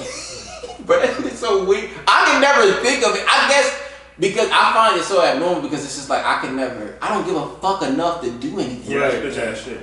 You feel me? It's just some corny shit. So I don't know. I just feel like it's just some weird. I can't really speak to it. One other question, because y'all niggas was answering these questions as you was basically going. But one of the questions I did want to get a direct answer from y'all is: do you think at any point in time is there any scenario that you can actually sit and think that it's okay for a motherfucker to go somebody else predicated off their past experiences with other people, or do you think that that's just completely wrong? Go somebody else. Like, you give me an example when you said go somebody else based on a past experience, like a girl dealing with a guy in the past that I don't know. I'm trying to think of a scenario. Like, let me see. So I'm trying to think of a direct example. Like, you may have exhibited a trait her ex, or yeah, like, and she didn't like that, so she ghosted you. She ghosted you. Like, it could be like, okay, like we still get to know each other. Y'all don't know the vibe yet, right? You may not be the greatest at communication, but you're trying to get to know her and warm up to that. And then she would say like, well, I've been down this road before. Like, guys that have bad communication, I just can't do it, so I'm gonna just ghost this nigga. But it's like, did we really grant each other the opportunity to be able to figure that out, or are you just doing it because you see one thing in the beginning? When you explain it like that, I mean, if I would have to find out, like, if that person deemed it as like, I feel like my time would be wasted, I'm gonna just ghost them. That's part of the game. I say, cause I like when I talk to chicks, I always get this, and I get this back out the way early. Like, what are your deal breakers? I love asking that question with a chick. So, like, I would hope if that's one of your deal breakers, you tell me, like, bad communication. So I know it's like, all right, not this stuff. I give a fuck enough to implement good communication. But if you tell me bad communication is a deal breaker for you, if I fuck with you, I'm like, all right, let me make sure I keep my communication up with her because communication is the number one for me. So it's like, I can't say I would go into a situation and, but damn, that's weird. Like, okay, put it like this, because this is something that happens consistently, where it's like, I've heard it, because like I said, I'm an in-the-house nigga. I get in my in-the-house bag all the time and I try to slide the bitch over. Yeah. If I open the conversation up, say we might have even went on one date or this will be our first date. I've had first dates where I've had women come over here and I cook for them, we hang out, we lay up, watch a movie, may fuck, may not fuck. Mm-hmm. But some women would be like, he trying to get me over the creep on the first night, it's a red flag, I'm off. I'm done. I don't even know how women can get that off in this pandemic thing, but if you think it just come over the crib means fuck, you're stupid. Maybe a year ago you could have got that off, but now it's just like come over the crib means this is how we got a date, bitch. Like, but I see what you're saying. Like because I'm bringing you over to the house, you're looking at it as this is my sex domain. So it's like, no, shorty, this is probably one of the only few ways we can link. I'm not trying to die right now. And I don't know how my immune system gonna hold up in them streets. I feel like now we may not be able to get that off no more. This is why because everything is not everything's opening up, but I kind of disagree with that because two things. With that, when saying like, if I'm like, yeah, shawty come through, and she take it as he might be trying to fuck, I'm gonna ghost him. I can't sit in here and not be realistic and know it's a lot of niggas' bags. Mm-hmm. Yeah, that really is just trying to fuck. Yeah. So if she on that type time, I'll think like, all right, this is a bitch who, it was bird behavior anyway, so I kind of dodged the bullet. But if she does it, I don't be like, damn, she shouldn't get that off. Cause shit, it is mad niggas out here that's just trying to get that's a trigger for you. If what I did trigger you, yeah, you got the right to do it. So if I'm like, yeah, come through, cause there's a few times where I'm like, yeah, come through, and she like, oh, I'm not really comfortable cause before in the past it's been, in the back of my mind, I'm like, all right, you bring this past shit. I'm really off you, I ain't really fucking with it. But then on the other hand, I'm like, yeah, I kind of am realistic in the dating game where it's niggas like, come on, come on. Yeah, so when females come across that, they get that question, and they've dealt with it in the past, and they ghost me, I'll be like, charge to the game, but I also realistic with myself, like, she has experienced that, so I can't be mad at her. Do I think it's bird behavior? Me, I take it like, I'm not mad. I now put you in a bird zone. I'll just be like, all right, well, you a bitch that take that past shit and what happened to you before to new relationships. Yeah. So I'm kind of cool off you anyway, because if you doing that, I tell you, it's a bunch of shit down the pipeline. I tell you, yo, I'm finna go out with my cousins to the club. You gonna be like, you fucking with other bitches, cuz. Yeah, it could be all kinds of shit. You know what I'm saying? So I'm glad you showcase that. Yeah. Then I can be like, well, all right, you gonna have this past shit for more reasons, because this is the reason you throwing the X's and the old niggas. I know it's other reasons.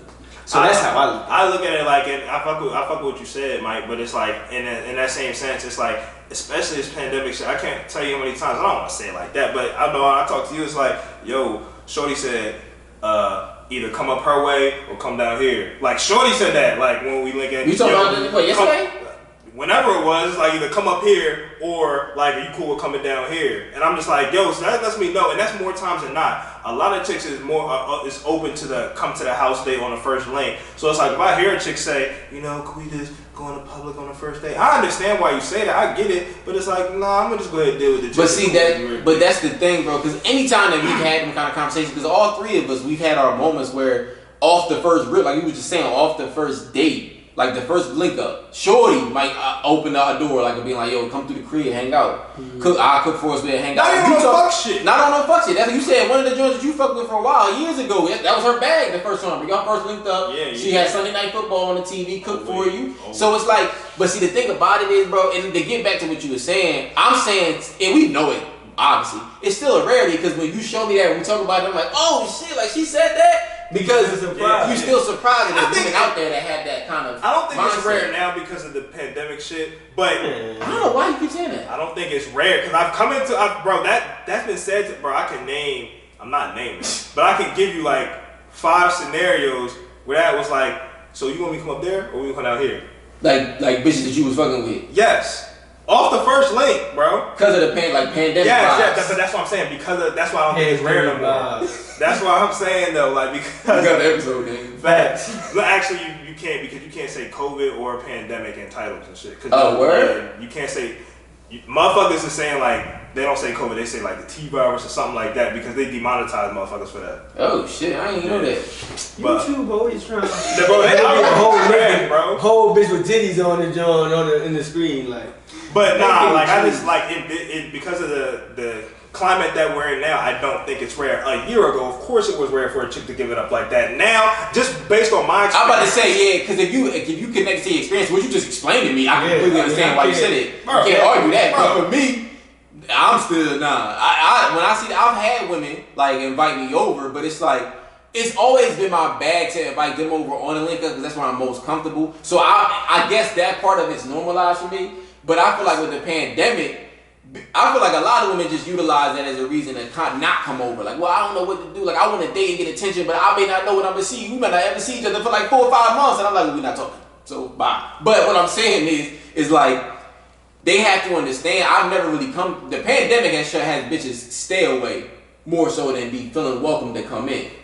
Cause like I said, remember they actually like she's like, what's your roommate get into? Like, how serious do he take the pandemic? Like, you asking me dumbass questions that you would never had to ask me before. I've seen chicks say on Hinge and shit. Are you being COVID safe? Bitch, I could just lie to you. Why you ask me that question? Why are you asking me a question that you can't validate on any side of the spectrum? I am. Yep. Whatever makes you feel comfortable, bitch. You coming over? Yeah. Great. Say less. Yes. That's super safe. I got tested and everything. Factory. That's why I say once again, it's kind of just one of them weird things. I don't know, like that. I feel like within my experiences, I haven't really seen as much of a change with that. But I do get it as in the sense of a bitch being like, oh, I don't really know how I feel about it because of other niggas, like you said in the past, they might have approached her in ways where it was like, all right, I'm expecting a fuck, and then it goes bad. And she could have had that happen on multiple occasions. Right. Now she's weary of doing it as she moves forward. My problem with that is I completely respect it and I understand it. But my problem with that is, how do you know you might not be blocking the blessing? Because what if it is a nigga that really don't want to do that? They don't care about blocking the blessing? No. Yeah, you can tell they don't because women do that shit on the daily. They fuck situations up all the time. I was saying this last week. I don't feel bad for bitches when they're in situations like that. And it's just you blocking blessings and you complain about motherfuckers ain't shit. That's why. Well, just shut the fuck up. That's and why don't date. That's why I said what I said, bro. When I come up with that situation, I understand it. I give it to you. It's okay because I know how niggas get down. But just know, I don't like how the last guy treated me. I'm not like that. You have lost a nigga that's really not on that. Yeah. You lost me. Yeah. So I'm understand. And she don't know your potential. That's why a lot of chicks do that because they don't know your potential. But you lost me. A nigga who really was cool up now. Didn't even give me the opportunity to showcase that potential, but that's on you, it's not on me. When I said these chicks be our age, 27, even when they 25, 26, 30, 32, 35, and you complaining that dudes ain't shit, that's fine for you to say. That's your experience. But I also don't give a fuck because you're fucking the situations up too. I'm not saying you're fucking the situation up all the time, but you play a part as to why you're single. You track any of these bros down who's single, they will tell you that every dynamic that they have, they can tell you what homie did wrong inside and out. But they will not speak to the bullshit that they partook in. I've never ever heard. Has a bitch ever said, well, I did this? I've never heard a female say, oh, niggas ain't shit. And then you ask like, why they ain't shit? They immediately gonna be like, cause all niggas wanna fuck. They're not gonna, yeah. Well, now if I see a female like, yeah, I hung out with every single nigga that I fucked with, and they tried to fuck on the first day, yeah, and I gave them a chance. That's why niggas ain't shit. I'd be like, alright. Well, you leverage it. But I ain't feeling be like, yeah, I just thought all these niggas over here wanted to fuck me at the same time, so I go with all of them. So they all got shit. So it's like, well, damn, nobody even really got opportunity. well, how do you know? Like, I don't cry for some of you birds, man. It's just like you make the bed and you gotta lie in it. We say it all the time, bro. Off mic. These chicks be in their own way, so I don't care about them being tight or saying men ain't shit or this, that, and the third, or the dating pool is trash. Okay, but you never acknowledge the shit that you indulge in as to why you're single, because it takes two to tango. Yes, there are situations where the man flat out does you wrong, and I'm not saying that's not my majority of the time. It could be 50-50. I don't know the numbers, but what I know y'all don't do is take accountability for why you're single. And that's why, honestly, it would be amazing to actually see and hear a female say that, like talk about their past situations with the exes and niggas that they might have had that went wrong. And I know, I completely understand that, but it's like they'll speak to like, you know, this nigga did do this and it was fucked up, but I also partaked in this by acting this way or going about this. I would find that extremely attractive because that does show a sense and a glimmer of like responsibility and accountability within. Because I know you're not perfect. I'm not expecting you to, you know what I'm saying? I'm not gonna judge you off of that. Depending on what happened, though. What you about to outside say? Outside of you cheating, yeah. I spoke about it on here before about the shorty that cheated. we was texting and talking and getting to know each other, and I killed her for cheating, but it's like, I'm not going to judge you like that, but it's when she tried to rationalize her cheating, it's like, alright. Now I'm in the matrix. I don't even know what the fuck, cause now you just saying whatever she's to like, protect yourself. You just say you cheated and you was wrong. Yeah, but she wouldn't stand on that. She was like, I don't feel bad about it. She wouldn't act like what she did was wrong. I was like, I'm trying to show you it's a way out, bitch, but it's like, you just want to stand on being a piece of shit. And that's what women do that a lot, because like we've had conversations about this all the time. It's like, you know you in the wrong, and they'll admit to their wrongdoings, but I think a part of them in that ego and that pride starts eating at them. It's like, well, let me kind of ease off. Man, the fuck is that? Let me ease off of for real. Let me ease off of like giving him that feeling that he's right, because I don't really like that he's right. So I'm gonna just kind of scale off of it a bit. Niggas like it's morphin' time. The Megazord out that bitch. But what's that game that niggas was playing on PS2? I forgot. Not heavy metal, some shit like that. Metal, some shit like that. Oh, Twisted Metal. Twisted Metal. That sounds like outside. But it's like, I don't like that he's in position to showcase how right he is, and I'm having to admit to it. So let me kind of stand on some bullshit and kind of excuse my dumbass behavior. That's what Brandon was just talking about. I'm situation. sorry. I was wrong. It does you wonders. I said that episode 1. Said no woman ever. I said that episode 1. You did. This is episode 20. I Still haven't heard it. So It's been 20 Sundays.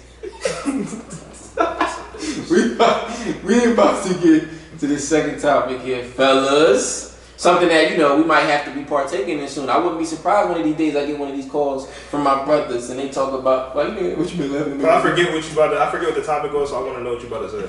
Relocating with your significant other. You might get one of these calls one day like, yo, Flame, I gotta move to Florida, bro. I gotta go to Alaska, bro. Hell no. So this nigga, you can tell Mike answer by the faces that he about to make, cause he be like, shit, I don't know what these niggas talking about. But starting this one over here, fellas, open the floodgates. Would you be open to relocating to a different state with your significant other? It depends. It gotta be mad factors. Like, I call me fucking selfish. It gotta kind of benefit me too. Like, as it should. I'm not just dropping all my shit and moving for you. And this is even if we are in a relationship. Mm-hmm. Like, I'm not like, if you have a situation that benefits you and it's something real good for you, I kind of gotta make sure my shit is cool too, cause I can't just be out there like, yeah. Say yeah. You know what I'm saying? So I definitely, if I'm selfish off of that, I gotta make sure. And it's not even like, yeah, you going out there to do something great, I gotta do something great too. No. Cause we're moving because you have this situation already in the back. Right, you got the blueprint rolled out. That. But what I can't do is just up and leave. Like, all right, let's go. I got my bags, and then we 3 months in, and I'm still on Indeed. Mm-hmm. Yeah. Like, trying to find. Mike gonna be like, I'm at McDonald's. You know what I'm saying? Like, I'm at Big Lots. Yeah. Like, so random, man. Why your girl pulling in a real chick and now I'm baby boy because you made a decision without bringing it to my... Now, if you want me, if you like, yeah, maybe I'm going to just make all this money, you can just be at the crib and not do shit. Alright. You feel me? I'll do that. But then if you going to tell me to do that, don't get mad 3 months in when I'm sitting on my ass, you come over, you like, you don't do shit. But that's what I was about to say. Because that shit, we talked about it, we were joking about this earlier for the viewership. I think what Mike said at the end there about like playing that baby boy role and just sitting back and she bringing all the chicken in, it depends on the amount of chicken in which you making. 100%. If we talking 6 figures, she making 175,000. But what's 6 figures? Because it's like you got to be able to see what can sustain a household though. True. Well, let's say I'm trying to think of a place that has reasonable. Alabama, nigga. Texas. I say Texas. If you making 175,000, 200,000 a year in Texas, you probably doing well. You get a mansion out there. Yeah, you doing well. So if my girl say that and we move to fucking Austin or Houston and she says that and she make that kind of bread, I'll be open to it. But the one thing that I do not like about that, will she respect me as the man of her life now that I took like 80,000 steps back and she took 80,000 steps forward? Go ahead. Is she gonna come home and be like, I got a work husband that get this pussy and you here watching the kids? So stay here and watch the kids, nigga. Like, does the dynamic just naturally shift because she now is the one in power? Not that I'm saying that it's a male or female. I'm not even trying to do that, but it's just like, it's just like that. You. I think as a stay-at-home, I don't really know much stay-at-home dad. I know one situation. I'm not gonna speak too much on it. I know one situation of a stay-at-home dad that I can speak to that was extremely successful and they're still happily married. From what I know, Yeah.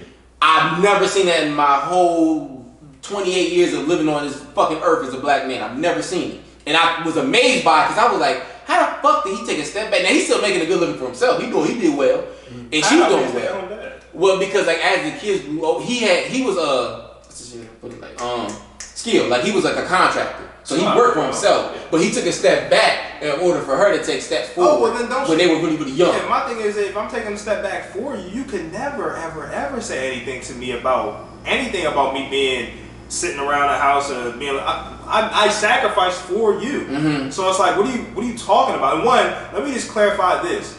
If we make that jump, and I'll answer the question too, but if we make that jump and I move to fucking Arkansas, I would never, but I move to fucking Arkansas for you so you advance your career, and you say, hey, well, Brandon, can you be the stay-at-home dad? We have kids. That's fine, but understand, I'm a man first and foremost. So with all that shit you talking about, you can make the money. I don't care. My manhood is not, and I've said this on this podcast before, my manhood is not tied to anything monetary. Okay. My manhood is monetary. My manhood is not tied to trinkets or whatever else you might want to put that to. I'm a man first and foremost, so just because I'm not working, that doesn't make me less of a man. Mm-hmm. Just because I'm not pulling in the money that you want me to, that doesn't make me less than a man. Am I there for my kids? Am I there for you? Am I protecting you? Mm-hmm. Am I still providing for you as being there for you? Yes.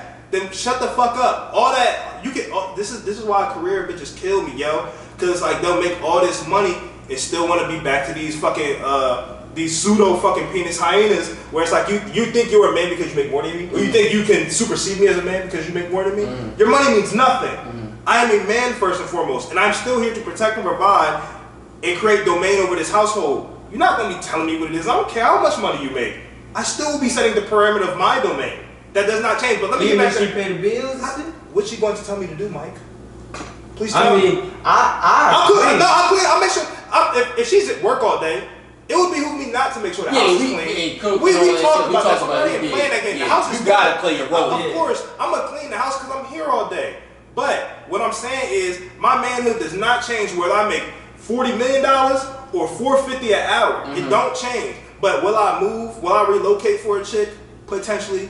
It depends on where, and it depends on the circumstance. And I also need to see if there's a position there where we move where I can sustain myself as well. Because we're saying the stay-at-home dad thing, but that's very rare. So I have to go and look at it. Can I apply my skills wherever we're going? Is there a place I can get a job at? And if not, we both have to assess some things like, well, I'm not just going out there to sit on my ass. Mm-hmm. Like, let's just say we don't have kids. I'm not just going out there to sit on my ass while you make $175K or $200K, however much you're making. That's cool, but I'm an independent man. Like, I still need to be able to do for myself. If nothing else, I still need to be able to do for myself. Because shit could go left. We could break up. Then what? I'm in a new state with no job and I'm out the fucking house. That's why. And y'all know my situation. Like I said, I can speak to this directly because I was there. In the sense that, I mean, obviously, while I was there, I was still working and doing the things that I needed to do for myself. Right. But I didn't have my setup. My car had literally just broke down right before Shorty moved. But like Mike said, and I'm happy to hear you say that. You said that without even taking into account what I went through. But you was like, yo, we got to make sure that we both on the same page. And I can put myself in position to win just as much. Maybe not just as much as you, but at least win. So and I didn't do that. He was like, I'm not dropping everything that I had going on for myself. Be a burden onto you. Exactly. It's like you said, I'm not here to drop everything that I had going on for myself. That's what I did because, not saying that I was hit with an ultimatum, but in that scenario, I love her. I gotta be real with myself. So it was like when she told me that, I'm looking at it like, all right, I still do want to chase the situation because I love her. I was thinking before that I had proposed. I was about to propose. What you just said though. Look, love hard. Yeah. It says the type of they feel that shit. So yeah.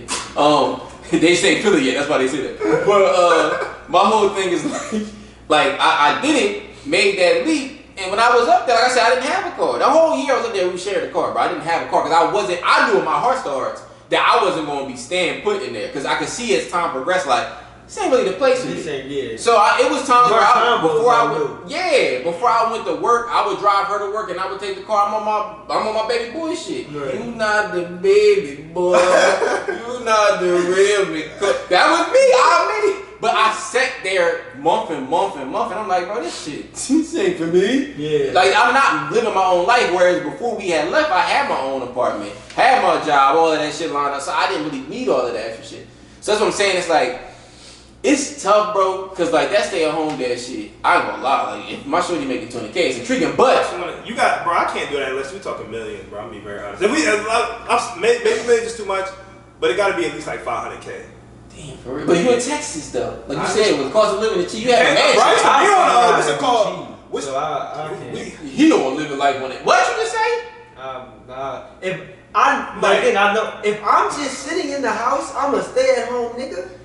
So you can't have idle time without cheating on your phone. No. That's what you saying. This isn't idle time. Well, walking back. No, I'm not walking back because let's take. If I relocate and yes, I be on and I'm just in the fucking crib, I'm a stay-at-home nigga, and my wife just going every day making mad money. Mike, I'm just in the crib. I'm gonna fuck around my. You know, PlayStation is a thing. Yes, but one thing I won't lose is my playiness.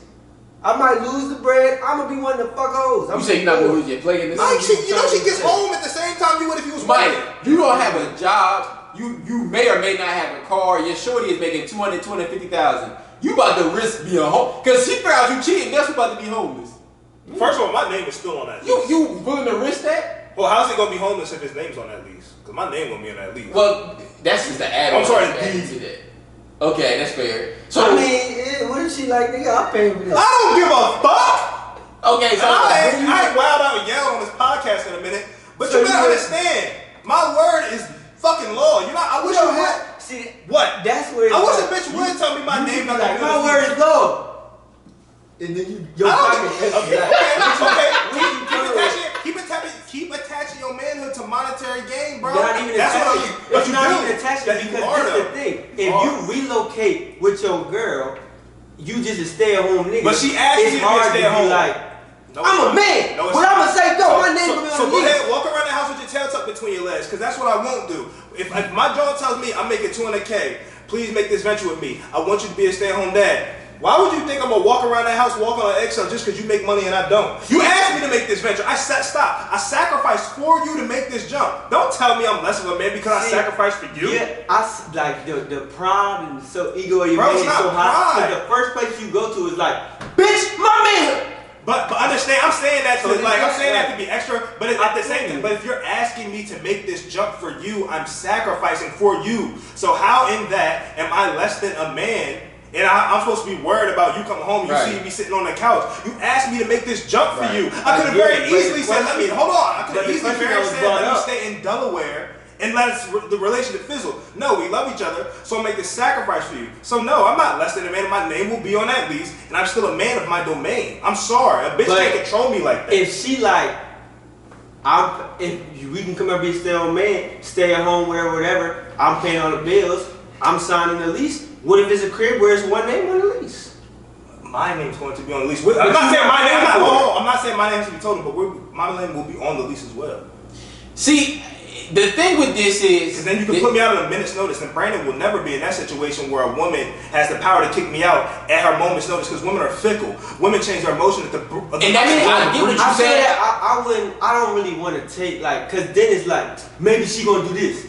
I want to kind of stick if it's my girl, and I'm not going with the mindset of just using the lease name, the lease for example. If I put her up, if she has the lease, she can kick me out tomorrow. Because then it's like, what the fuck you going out there for? If you're not on the lease, she can though. But exactly, but what you going out there for if in your mind you think she gonna kick you out? But you just said that. Because if you put your name on the lease, you can kick her out. No, I'm not saying, well when I'm saying that, I'm saying both our names on the lease. Yeah, so it safeguards both parties from having to deal with that. And also, I see what you're saying. If your name is solely on the lease, you possess the ability to kick me out if you feel like I'm not doing what you want me to do. I agree with B on this. Y'all not really saying much different. It's just that Mike is taking a different perception, is looking at it like. And then Mike said he would cheat on his bro. We definitely said. Yeah, like she make 20K, I make 0K. I'm cheating. Like I'm not gonna go that far. You living like from the edge, boy. But what I'm saying is, what I'm specifically saying is, and my issue with this is, I agree with B. I think what he's saying is correct, and I have full belief in it. The problem with it is, though, as much as you say, and I agree with you, that my manhood does not connect and align with my pockets, especially within this scenario, because I'm taking a sacrifice and a risk. I'm taking a sacrifice and a risk to be there with you. I could be back at home making my own living and do perfectly fine as an individual, but I'm taking this risk for you. That's correct. The problem is that stench will not remove itself from your household when you're there. We can say that after month 8, month 9, month 10, where it's like, yeah, that's sweet. You 100% correct, but I make the money. Okay, you asked for something that you didn't want then. You asked me to be a women do it all the time. Okay, but then I realize I'm not dealing with a rational, clear-thinking, forward-thinking adult. Mm-hmm. I'm dealing with a child who's hopscotching on what she says. Because you're saying you want something, and then it's 10 months in, you're looking at me like Jody. Right. But that's you made the fuck up, not me. 100%. I'm not disagreeing with you, but then at that point, what are you left to do besides basically not acquiesce to what she say, but it's like, because she has that point of leverage, it's like almost nothing that you could do. Would you not go if she was like, I'm finna buy this house? Like if she's saying I'm finna buy this house, we're gonna have a conversation. It's gonna start with a conversation about. Hold on, it's not no. We're gonna have a conversation. I'm not dodging. Again, it starts with a conversation where I see, are you gonna look at me crazy because I'm still in this situation? If I'm not working, because you're asking me not to work, you're asking me to be a stay-at-home dad. Are you going to have a problem with this a month, 2 months, 10 months, a year, 2 years in if I'm not working? Because you're asking me not to work. But that's what I'm definitely afraid of. Again, you're a woman. Because I think that they could say, yeah, you know what I mean? They're gonna say yes. 99% of the times they're gonna be like, yeah, it's fine. But I know a woman's nature is to be fickle and her emotion to blow with the breeze. Yeah. So Brandon is going to be able to want control of himself and his surroundings. Not control of the woman, but I'm going to go down there.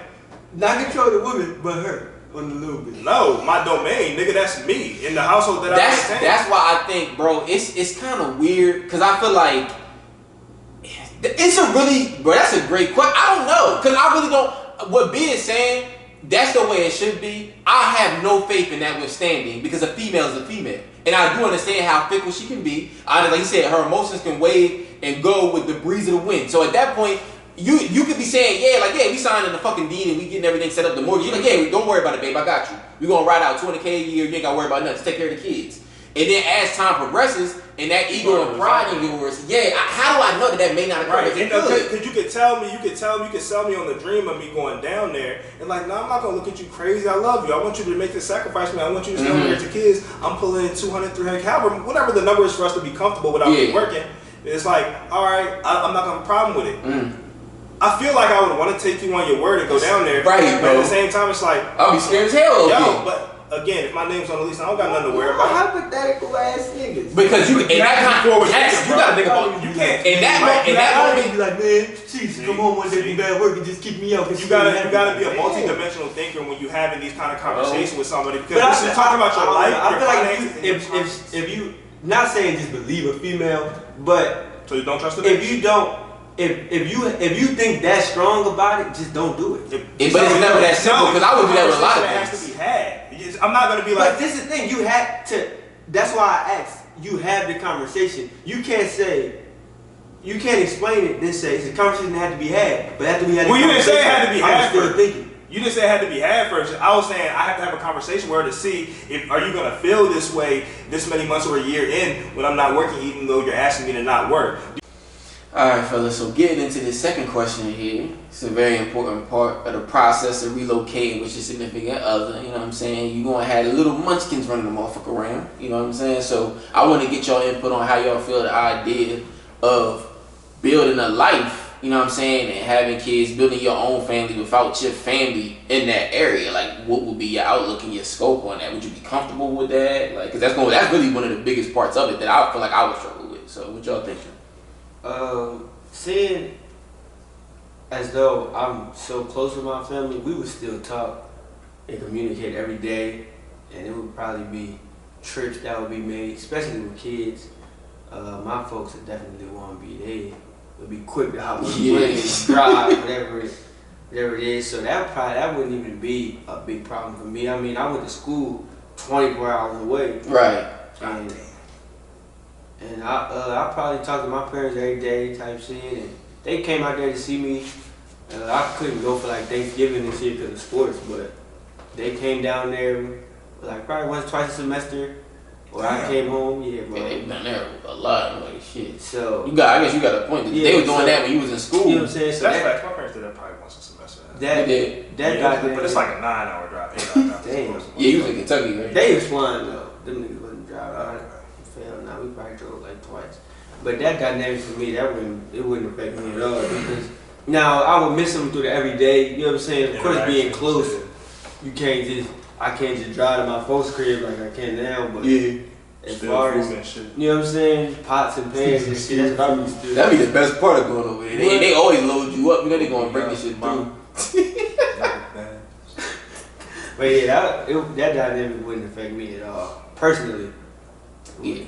I'd say for me, it wouldn't affect me either because I halfway expect when I have kids to either 50% be in Delaware or not. Like, so I always looked at it like, it's a 50% chance I cannot be here. Mm-hmm. Whether I'm on the other side of the country or I'm somewhere down south or up north. But I always looked at it like there's a chance that I won't be here. And that's okay. My kids will still have the same dynamic with my parents that I have with my grandparents. They're going to spend summer with them.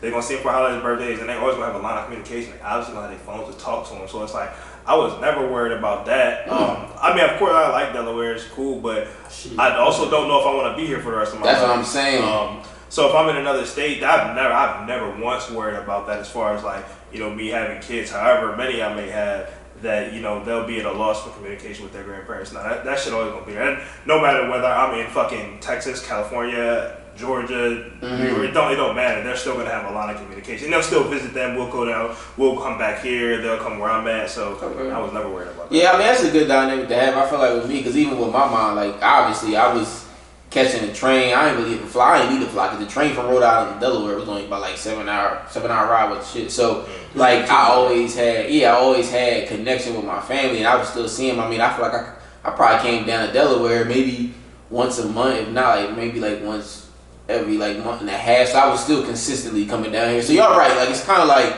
you going to do whatever you've already done at one point in time. You said when you was in Kentucky, they visited a good amount once a semester. Probably like once, twice a semester. That's good. And then you said your people's once or twice a semester It's kind of just the relationship you had with them before. That's what really dictates. And I mean, of course, it's easy to be like, yeah, they just come down. Would I miss having my parents there, like miniature shit, like a dance recital, or you know what I'm saying, a sports game that my kids that they probably won't be able to make. Right. So it's like, damn, they missing, you know what I'm saying? Little shit like that. So that would affect, So it would affect. Like it's easy to be like, yeah, they just gonna drive down to Texas and take a flight every 2 days, but that ain't gonna happen. They gonna do what they gotta do. So it would be something like, damn, my kids will miss.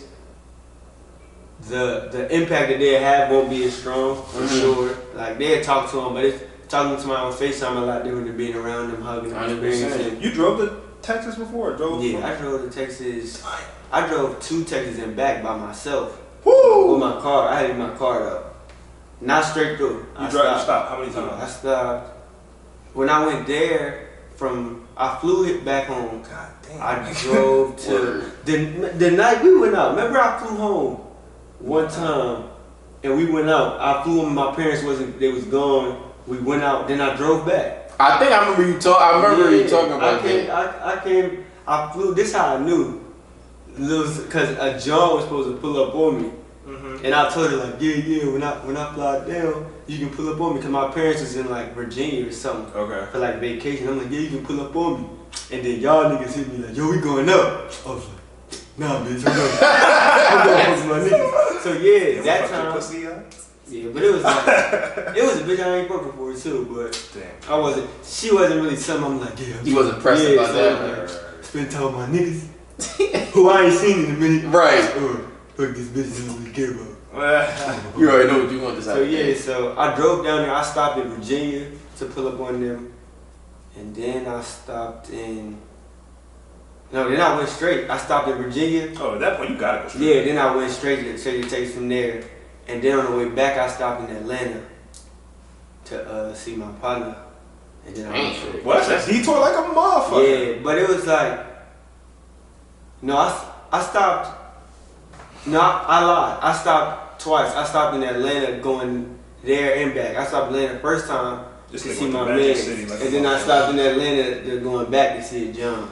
And then I went to the Yeah, so you was definitely taking a detour, like a little bit of a detour. But you might as well, definitely. I mean, it's like, fuck it, it's a 24-hour drive regardless. Right, you gonna be on the road. You know what I'm saying? But yeah, I mean, like, that's why I say, like, in my personal opinion, because, like, it's, obviously you'll have the connection, FaceTime, the electronics, you got all ways to still connect with your family, but it's just like, it's nothing like, especially when your kid that you have is younger and they still at the stage of being a toddler, baby, whatever have you, like that impact that your mom and your dad might have. Like, I remember when I was over there for Thanksgiving, and you said Harley was in the room sleeping with you, but she woke up and she woke up back to see you. I just woke up and was like, hey, mom. Yeah, bro, she was crying. I don't know what to do. Mom, you know I was with me. So, like, you can't. Came back in the hour, she was hey, bro.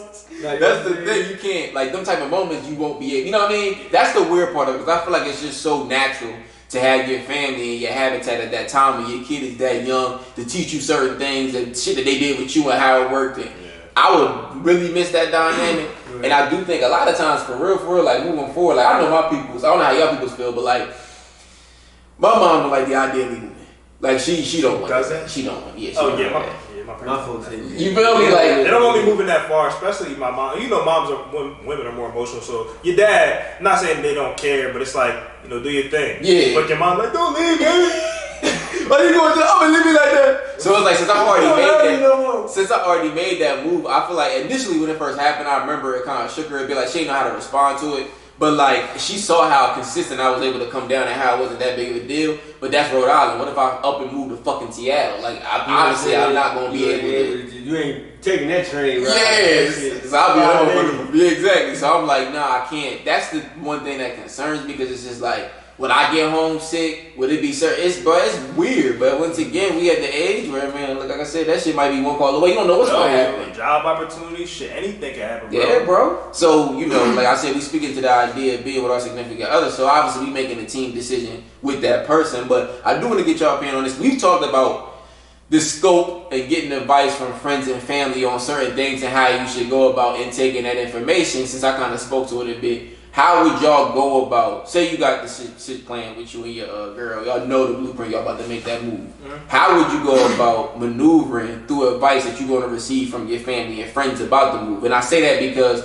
we were just speaking, and I don't know about your mom. I'm pretty sure she might have the same outlook too, though. Like, when you make that up and you up and leave and you moving, like, my mom, I know for a fact she would speak to all the negatives that could occur just to discourage me from doing it. That's what I'm saying. So like, how would y'all go about maneuvering through that? Like, yeah, does the time that you're with the chick matter at this point? That's actually a good. Because if it's like a year and a half too, I can see a lot more cause for pause when your mom's like, you know, y'all ain't been together long. Not that she's down your relationship, but it's just like, y'all ain't been together long enough for this to really be taking place, as opposed to year 5. Yeah. And it's like, well, y'all gonna do whatever at this point anyway. Y'all should be getting married in a couple months anyway. So you think if it was like 5 years, and your mom would probably be a lot more understanding of it? If I said that in 2 years, my mom may be like a little, she may be hesitant, but my parents know I'm gonna do me regardless. But my mom will might be vocal to me, like, well, what you thinking about this? And she might, like you said, like your mom, she might give you the reasons. Not trying to discourage you, but kind of give you realistic reasons as to why that may not be the best course of action. But I mean, I always take advice from my parents, my friends, and family. But at the end of the day, I have to make a decision that's best for me. Because I remember you said on this podcast, it's like you listen, but it's like you don't want people to like detract you from what you want to do. Yeah. Make like the decisions for you, essentially. Fact. So I would listen to people that love and care about me. But at the end of the day, I'm gonna make my decision. So if me and my chick was moving to motherfucking, I don't know, California or Arizona or New York or Massachusetts, we're gonna make the move if it makes sense for us, not because it makes sense for my parents, not because it makes sense for my friend, because it makes sense for me and the woman I plan to get married with, and have children with. Mm-hmm. So I take advice, and I would factor some of that into my decision, but the end all is going to be down to me and my chick.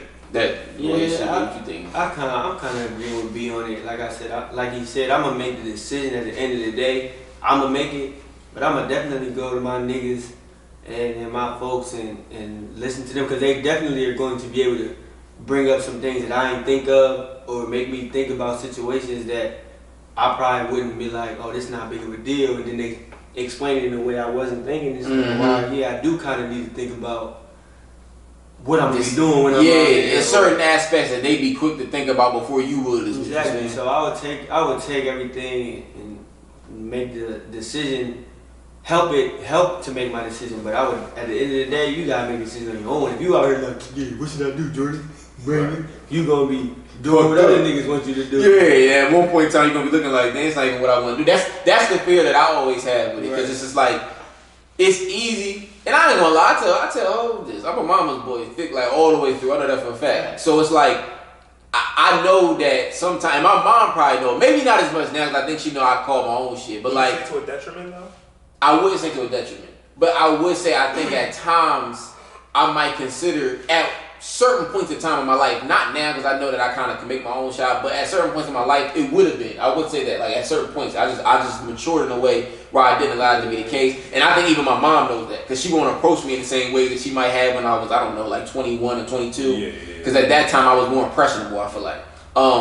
So with that specifically, like I would definitely do everything I can to kind of like filter out certain parts of it, because that's the thing. Like I said, that's why I don't say much to people about what I'm doing and my plans. Now, granted, that's a big ass decision, so I'm gonna let my peoples know. Basically, like, I'm not about to move and have my shit like, hey, you about to be moving to Montana today, man.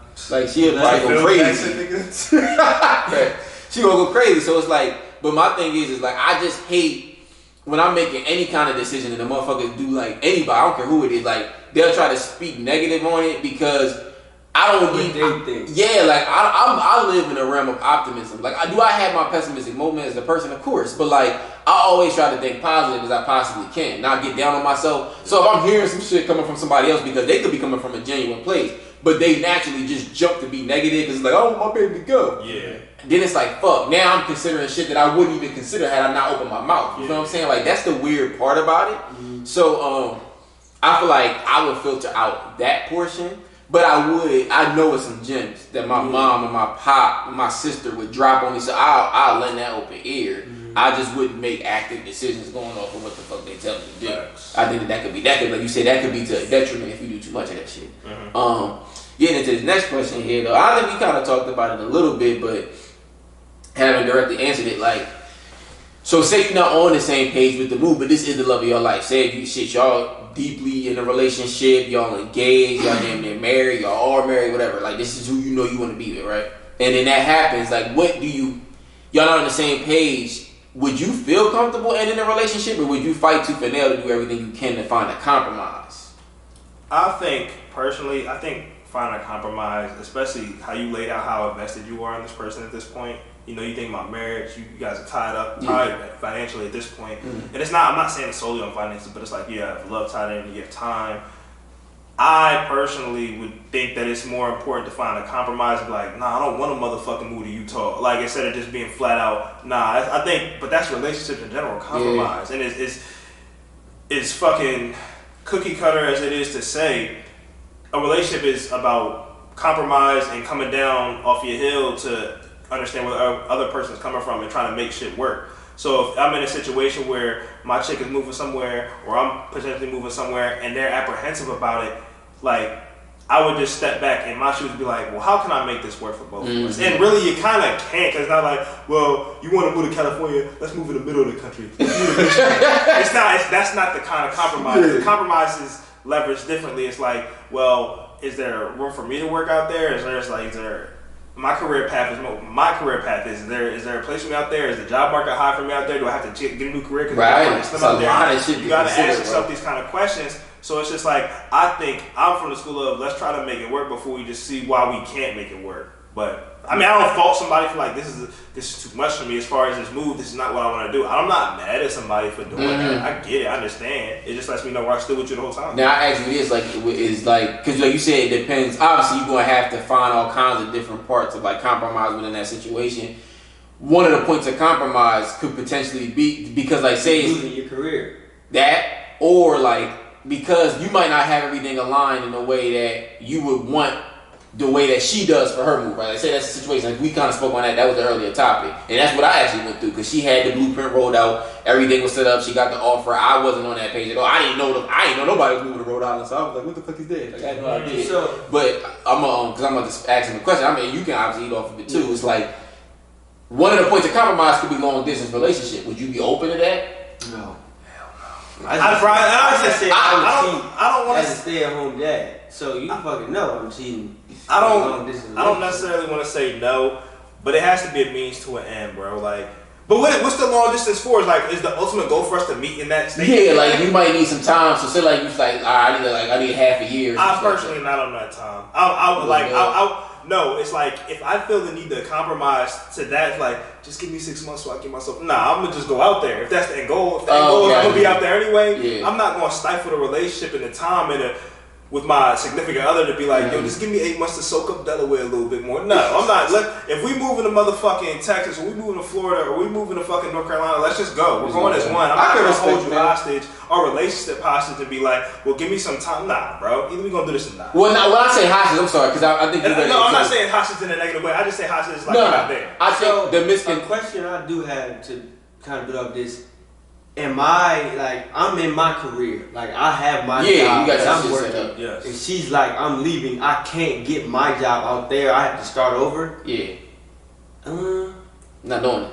Is that what you said? That'll be tough for me. It depends. Yeah. I was saying the misconnection I think you might have had is where like she goes, but she like I still gotta stay here and get some shit figured out. So I'm gonna be at the crib for 6 months. So she's just like you spoke to your situation like she has to go right now. Yeah. And it's no time for me to really think on it. Yeah. I still have to close down what I have here at work. So give me 6 months. Yeah. And we're gonna be long distance. I could, bro, but for all that, I could just leave my job and just go out. I would obviously, I'm not just gonna break down and leave. I would source out there. I don't think it would take me that long. Okay. I would see what's available. If I gotta drive fucking Uber for a couple weeks to get on my feet or something like while I'm down there, I can stomach that until I find my career. Gotcha. Because like I'm gonna be one with my chick. Like I'm gonna be there. I'm not gonna be like. So, and there's nothing wrong with I'm about to die.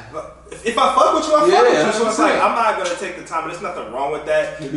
Whatever, nigga. I'm not gonna take the time to split up the relationship. I do it up one. I'm not gonna take up the time to stop everything I do and go with you, baby. I'm not gonna take the time to split up my relationship. I'm gonna go there if I'm vested in that person, and I'm not gonna wait around. So it just depends, bro. And it depends who it benefits more. Is this a fledgling career that you're embarking on, and am I just stuck at this office job that I hate? Because in that case, bitch, we out. Yeah, I can respect that. But again, what you were saying, because that's true. Like that's the scenario that you got to play in. That's how I took the question. I kind of took the question like, we both working here. We got our careers. We set. We good. You get that offer like, all right, I got a higher paying job in my career. Let's go out there. My shit I can't do my shit out there. Mm-hmm. That'd be tough for me to just drop everything, cause I'm not going from my career, steady job out there to doing Uber for a few weeks. Mm-hmm. I'm using that example, cause it's the one where I'm working, I'm doing what I do now. I'm going all the way Uber for a few weeks, and I might not even have the opportunity to get back where you was at. Get back to where I'm at.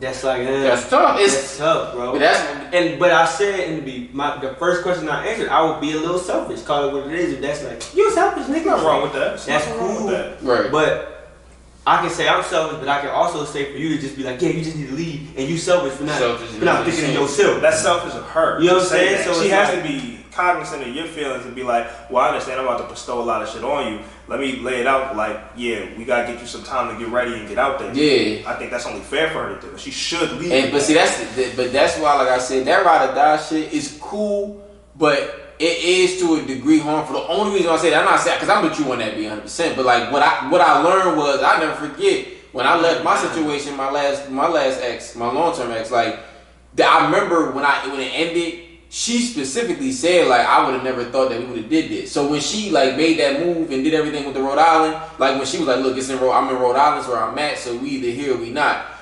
Her saying that when she said that to the end of our relationship, she's like, I would have never thought this would have happened. She had confidence. That means when she first moved and she told me that for the first time, she had confidence that like he ain't going nowhere. Right. I'm gonna say this to him, but he not going nowhere. And she was right. I'm like, look, she hit it right. She hit the nail right on the head. Right. Because it was true. But then I was like, see, that's not good. And I don't. It's not a slight to her, but I was like, it shouldn't be like that. You felt what you said? Y'all sips. Here this nigga go. I ride for mine, nigga. Y'all get out because the day is going to come where this man has to ride. You understand I be tuning him out sometimes? You have to. Man, y'all be out here. Y'all just sometimes sometimes y'all be on the man shit. Then they be like, hey, you know, I'm doing everything for my queen.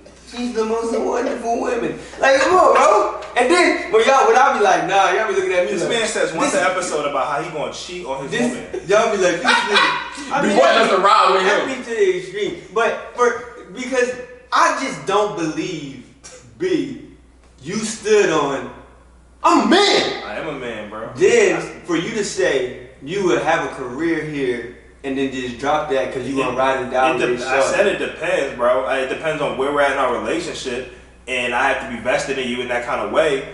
But if it's you have a fledgling career out there, and I'm at somewhere I don't give a fuck about, but let's say I do give a fuck about my job, I'll obviously do research and source. But at the end of the day, if this is a person I'm choosing to be with, I feel like I trust myself and I trust my instincts to get shit done. No matter what, I've left 1,000 jobs, nigga, and I've always been alright. So it's like I get another one. Bro. I can get it. And that's the thing, but I also, what you saying, Mike, I get what you're saying, but don't take too much of the bravado. I mean, the bravado that B would give off, because I know you know him too, but it's like relationship branded and a single brand is two different people.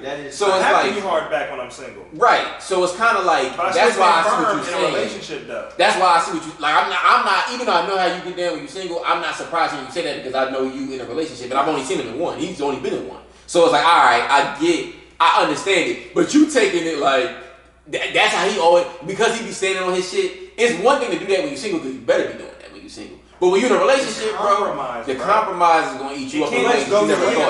It's cool for the compromise, but the question, I sometimes like this question exactly, to take this question and then to dissect it like, well, if she go, I can go out there and do my own thing. That's easy to say, but when you in your career, I ain't talking about a job I don't give a fuck about. If we both got our careers, we said this is what we finna be doing the rest of our lives. She get this opportunity, she gotta go. You got me fucked up. I'm gonna be honest. I go off my career because I'm in procurement and I'm in IT. That's right. Everywhere, bro. But there are some. If you, for example, you in a career where you good in Texas, you might not have that opportunity in California. They just don't have that opportunity. Just why she's relocating, because that opportunity isn't in Delaware, it's in California. So just how that opportunity that she has to go out there, you go out there, you have to start all over. We're also, that's easy to be like, yeah, I can just do that and just ride out. Now you there, like we've been talking about 6, 7, 8, 9, 10 months, and you thinking back like, damn, at the crib, I was making my money, I was good. I'm out here still going from job to job that I don't fuck with all over again. That's gonna have you you gonna be thinking differently than just ride or die. I'm gonna keep it a stack, and like obviously this is a what if scenario, but like if I'm just keeping it real to my actual job, if I were to move, I could remote and do my job. Like we got somebody. That's what I'm saying. Yeah, so it's like this question is the question. But again, even if I didn't have my current job to lean on, bro, I trust myself. I don't walk away from too many jobs over dumb shit. That's why I can understand on one side of the fence how Mike is like, boo, I'm trying to call bullshit right now. But then I'm seeing on your side of the fence, you're like, this really ain't bullshit. I'm not even talking strictly to like your job and situation either. I'm really just saying, just generalizing it for real. Of course we talk this dynamic we're using right now is his IT job. But I'm just saying it's easy. Let's just say I'm in a super fledgling career right here in Wilmington, Delaware, and my girl gets somewhere in fucking Oklahoma. Am I leaving this job in Wilmington, Delaware, Oklahoma? If I invested in that woman, I'm more on the side of it's like an 85% chance of one of them. It's weird to say that and hear it, but that's the way a relationship should be when it's that complete point of health. Especially if you're more passionate about what you're doing than what I am. Like, let's just say that plays a part too. I'm just going to this job. To be quite honest, I haven't had a job yet that I really give too much of a fuck about. That's fair to say. So it's like, if my chick is like, yo, I got an opportunity, and we keep just naming random states, but if she gets an opportunity in motherfucking Washington, she gets an opportunity in Washington, fuck it, we out. This is something you passionate about, something you want to do, we out. Those random states we gotta use those, because of course I know for a fact just how we get down, and she like, yeah, I'm finna just go to Jersey. Like, that ain't nothing. I can. Yeah, I'm a driver. You know what I'm saying? so it's good that we using these states where we gotta actually go far. Yeah, we gotta. I ain't saying Maryland. I ain't saying Jersey. I'm saying across. If a nigga like, yeah. baby, we in Delaware and I gotta move that to Virginia, Like, and the nigga like, what? I mean, that's still a little hike though. I mean, That's like a 3-4 hour hike, depending on what part. it is, but that's true. But it's not. It's a lot easier to maneuver, even with your job. Like, all right, I gotta go to this Virginia. Can I do remote? Is there a relocation? It's easier to find that relocation in Virginia than it would be in Delaware, Cali. Facts. North Dakota. Yeah, some random man, and that's why I say it's just like it's all kind of it's very interesting. Like we say all this shit here, and I think we do have the blueprint, the ideas of what we would do. Right. But when you got your feet to the fire with this type of shit, it's actually happening because one day, like I said, it could happen for any one of us. Right. How you don't? It's certain things that you don't have to take into consideration. Say certain things that we speaking on now that we don't know if it's a point of compromise that we might have to compromise. But like, bro, it's really weird. I would just look at it like to kind of wrap it all up on the more important part of it, which I don't feel as though I was when I made that decision. Like you want to just be on the exact same page as your partner, bro. Yeah. Because the moment that y'all trying your best to. Yeah, like I could be if I'm on page 66 and she on page 67, something's gonna fuck up at some point in time. We might go through the first 7-8 months with like scar free, but then at some point in time, I'm trying to tell you, something's gonna fuck up. So that's why I think it's extremely important to just, like I said, to wrap it all up, be on the same page, your significant other. When you do that, y'all move like, you know what I mean, in unison. Like, don't nobody move different than the next motherfucker because if not, you gonna not end up with that motherfucker. So, ladies and gentlemen, this has been episode 20 of the Problematic Gentleman Podcast. Motherfucking Black History Month. You know the motherfucking vibes. Why the fuck black people only get a month? Yeah, nigga. Why we get 28 days? And we get the shortest month. They don't even give us the long. First of all, where my motherfucking reparations at? First of all, where my motherfucking 14? Where my stimmy at? You was talking a whole lot Get of my two shit racks when you wanted votes, nigga. You think it's from Delaware? I fuck with you? Run my shit. Talking a whole lot of 2 racks when you wanted these to both of you. Hey. Now you got office like, look, it's going to take some time. Nigga, nah. It's going to take some 4 time. Get He's still trying to impeach Trump and shit. The nigga gone. How you gonna impeach a nigga? How you gonna fire me if I walked off the job already, bitch? You know what they trying to do? They trying to have him not be able to ever not gonna come back for the second term. Come back and win. My nigga already scorched the earth, bro. He done salted the earth already. Shit can't grow no more. Look at my African American. My guy right there. My guy 4-5. Yeah. But yeah, man, Problematic Gentleman Podcast. We love y'all. You know what I'm saying? Where can they find us, fellas? You can find us on YouTube, Twitter, Instagram, Spotify, Apple Podcasts, Breaker Podcast, Google Podcast, a bunch of other podcasts on our link. TikTok. We got the TikTok popping. Let's start popping up. You gonna see Jordan on the drum like.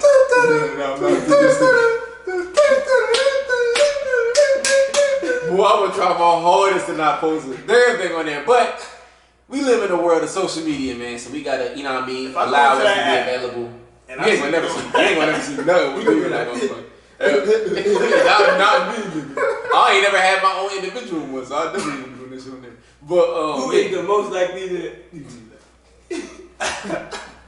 But yo, we love y'all, man. We appreciate everything y'all do for us. Keep tuning in. You know what I'm saying? We want to keep dropping more content, more and more content. We want to do more and more collabs. So all kinds of shit we want to do. We want to do collab with some lady podcasts. Lady podcasts. If y'all listening, hit us up. If you know some lady podcasts, tell them to give us a listen so we can collab. We would like to have a dynamic where we have some very intellectual ladies come our way. We can go their way and chop it up and have a real productive conversation because we're 3 like-minded fellas.